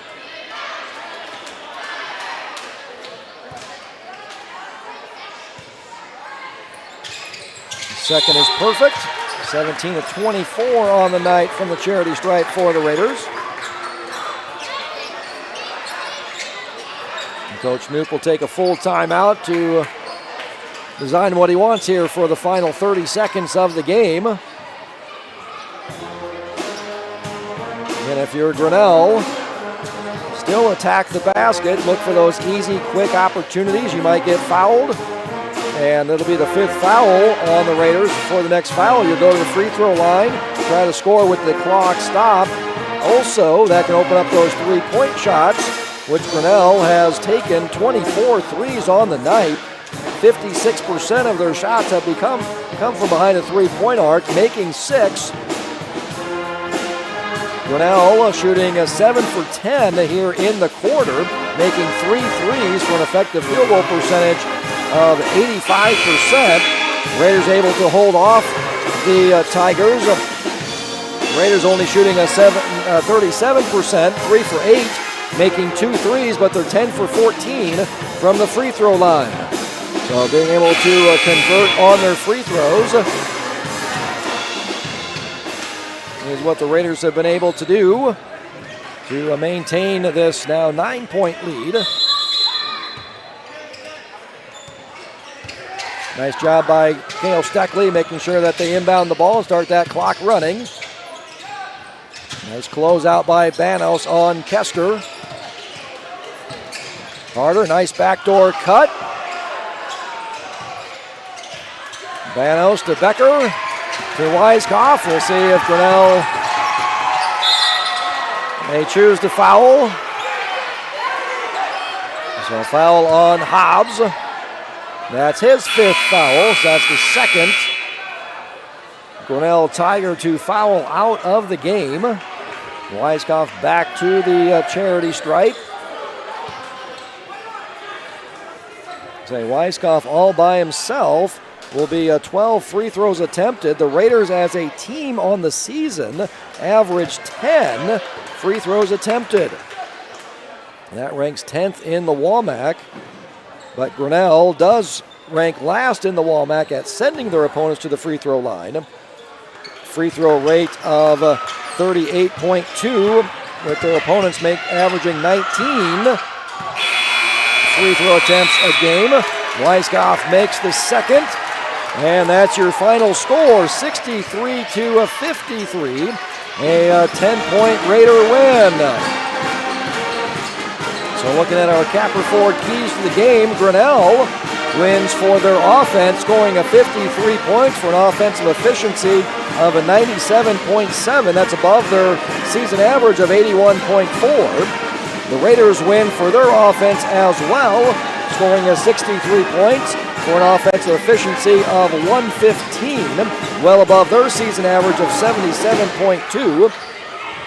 The Raiders win the Capper Ford key of the game for the free throw line, getting to the charity stripe 26 times, taking advantage, making 18, shooting a 69%.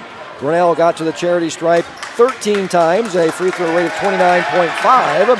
Again, they did a great job of taking advantage as well, shooting 85% from the charity stripe, well above their season average of 66%. But we'll give that Capper Ford key of the game to the Raiders. Capper Ford key of the game for the Raiders for the rebounding battle as well, only giving 1 offensive rebound to Grinnell, where the Raiders collect 16 offensive rebounds, grabbing 44% of their misses. So that Capper Ford key of the game goes the Raiders' way. Turnovers, Raiders only commit 7 turnovers and forced 11. So that Capper Ford key of the game was even, but that's going to go the Raider way as well, and that's how the Raiders able to pick up their first victory here in WAMAC play on the season, a 10-point victory over the Grinnell Tigers. Grinnell will head to Tama on Friday night, take on the South Tama Trojans in a girl-boy doubleheader, with the girls' game starting at 6, followed by the boys. The Tigers will return to Grinnell to host the Vinton-Shellsburg Vikings in a girl-boy doubleheader, with the girls' game starting at 6, followed by the boys. The Raiders will travel to Vinton to take on the Vinton-Schellsburg Vikings on Friday night in a girl-boy doubleheader. Girls game starting at 6, followed by the boys. The Raiders will return to the rack on Tuesday, January 20th, to host the Benton Bobcats in a girl-boy doubleheader, with the girls game starting at 6, followed by the boys. A big thank you to my kids, Carter, Tasha, Trevor, and Tyler, for doing stats, and Brindley Heitman for running the video board, and to Veronica Heitman and Todd Yellen for all the technical assistance. Thank you for joining us on our Williamsburg YouTube channel for the Williamsburg girls and boys basketball games tonight. A couple of good Williamsburg W's on the night between the Grinnell Tigers and your Williamsburg Raiders. Our next broadcast will be on Tuesday, January 20th, with the Raiders hosting the Benton Lady Cats and Bobcats. Good night from the rack, the Raiders Athletic Center.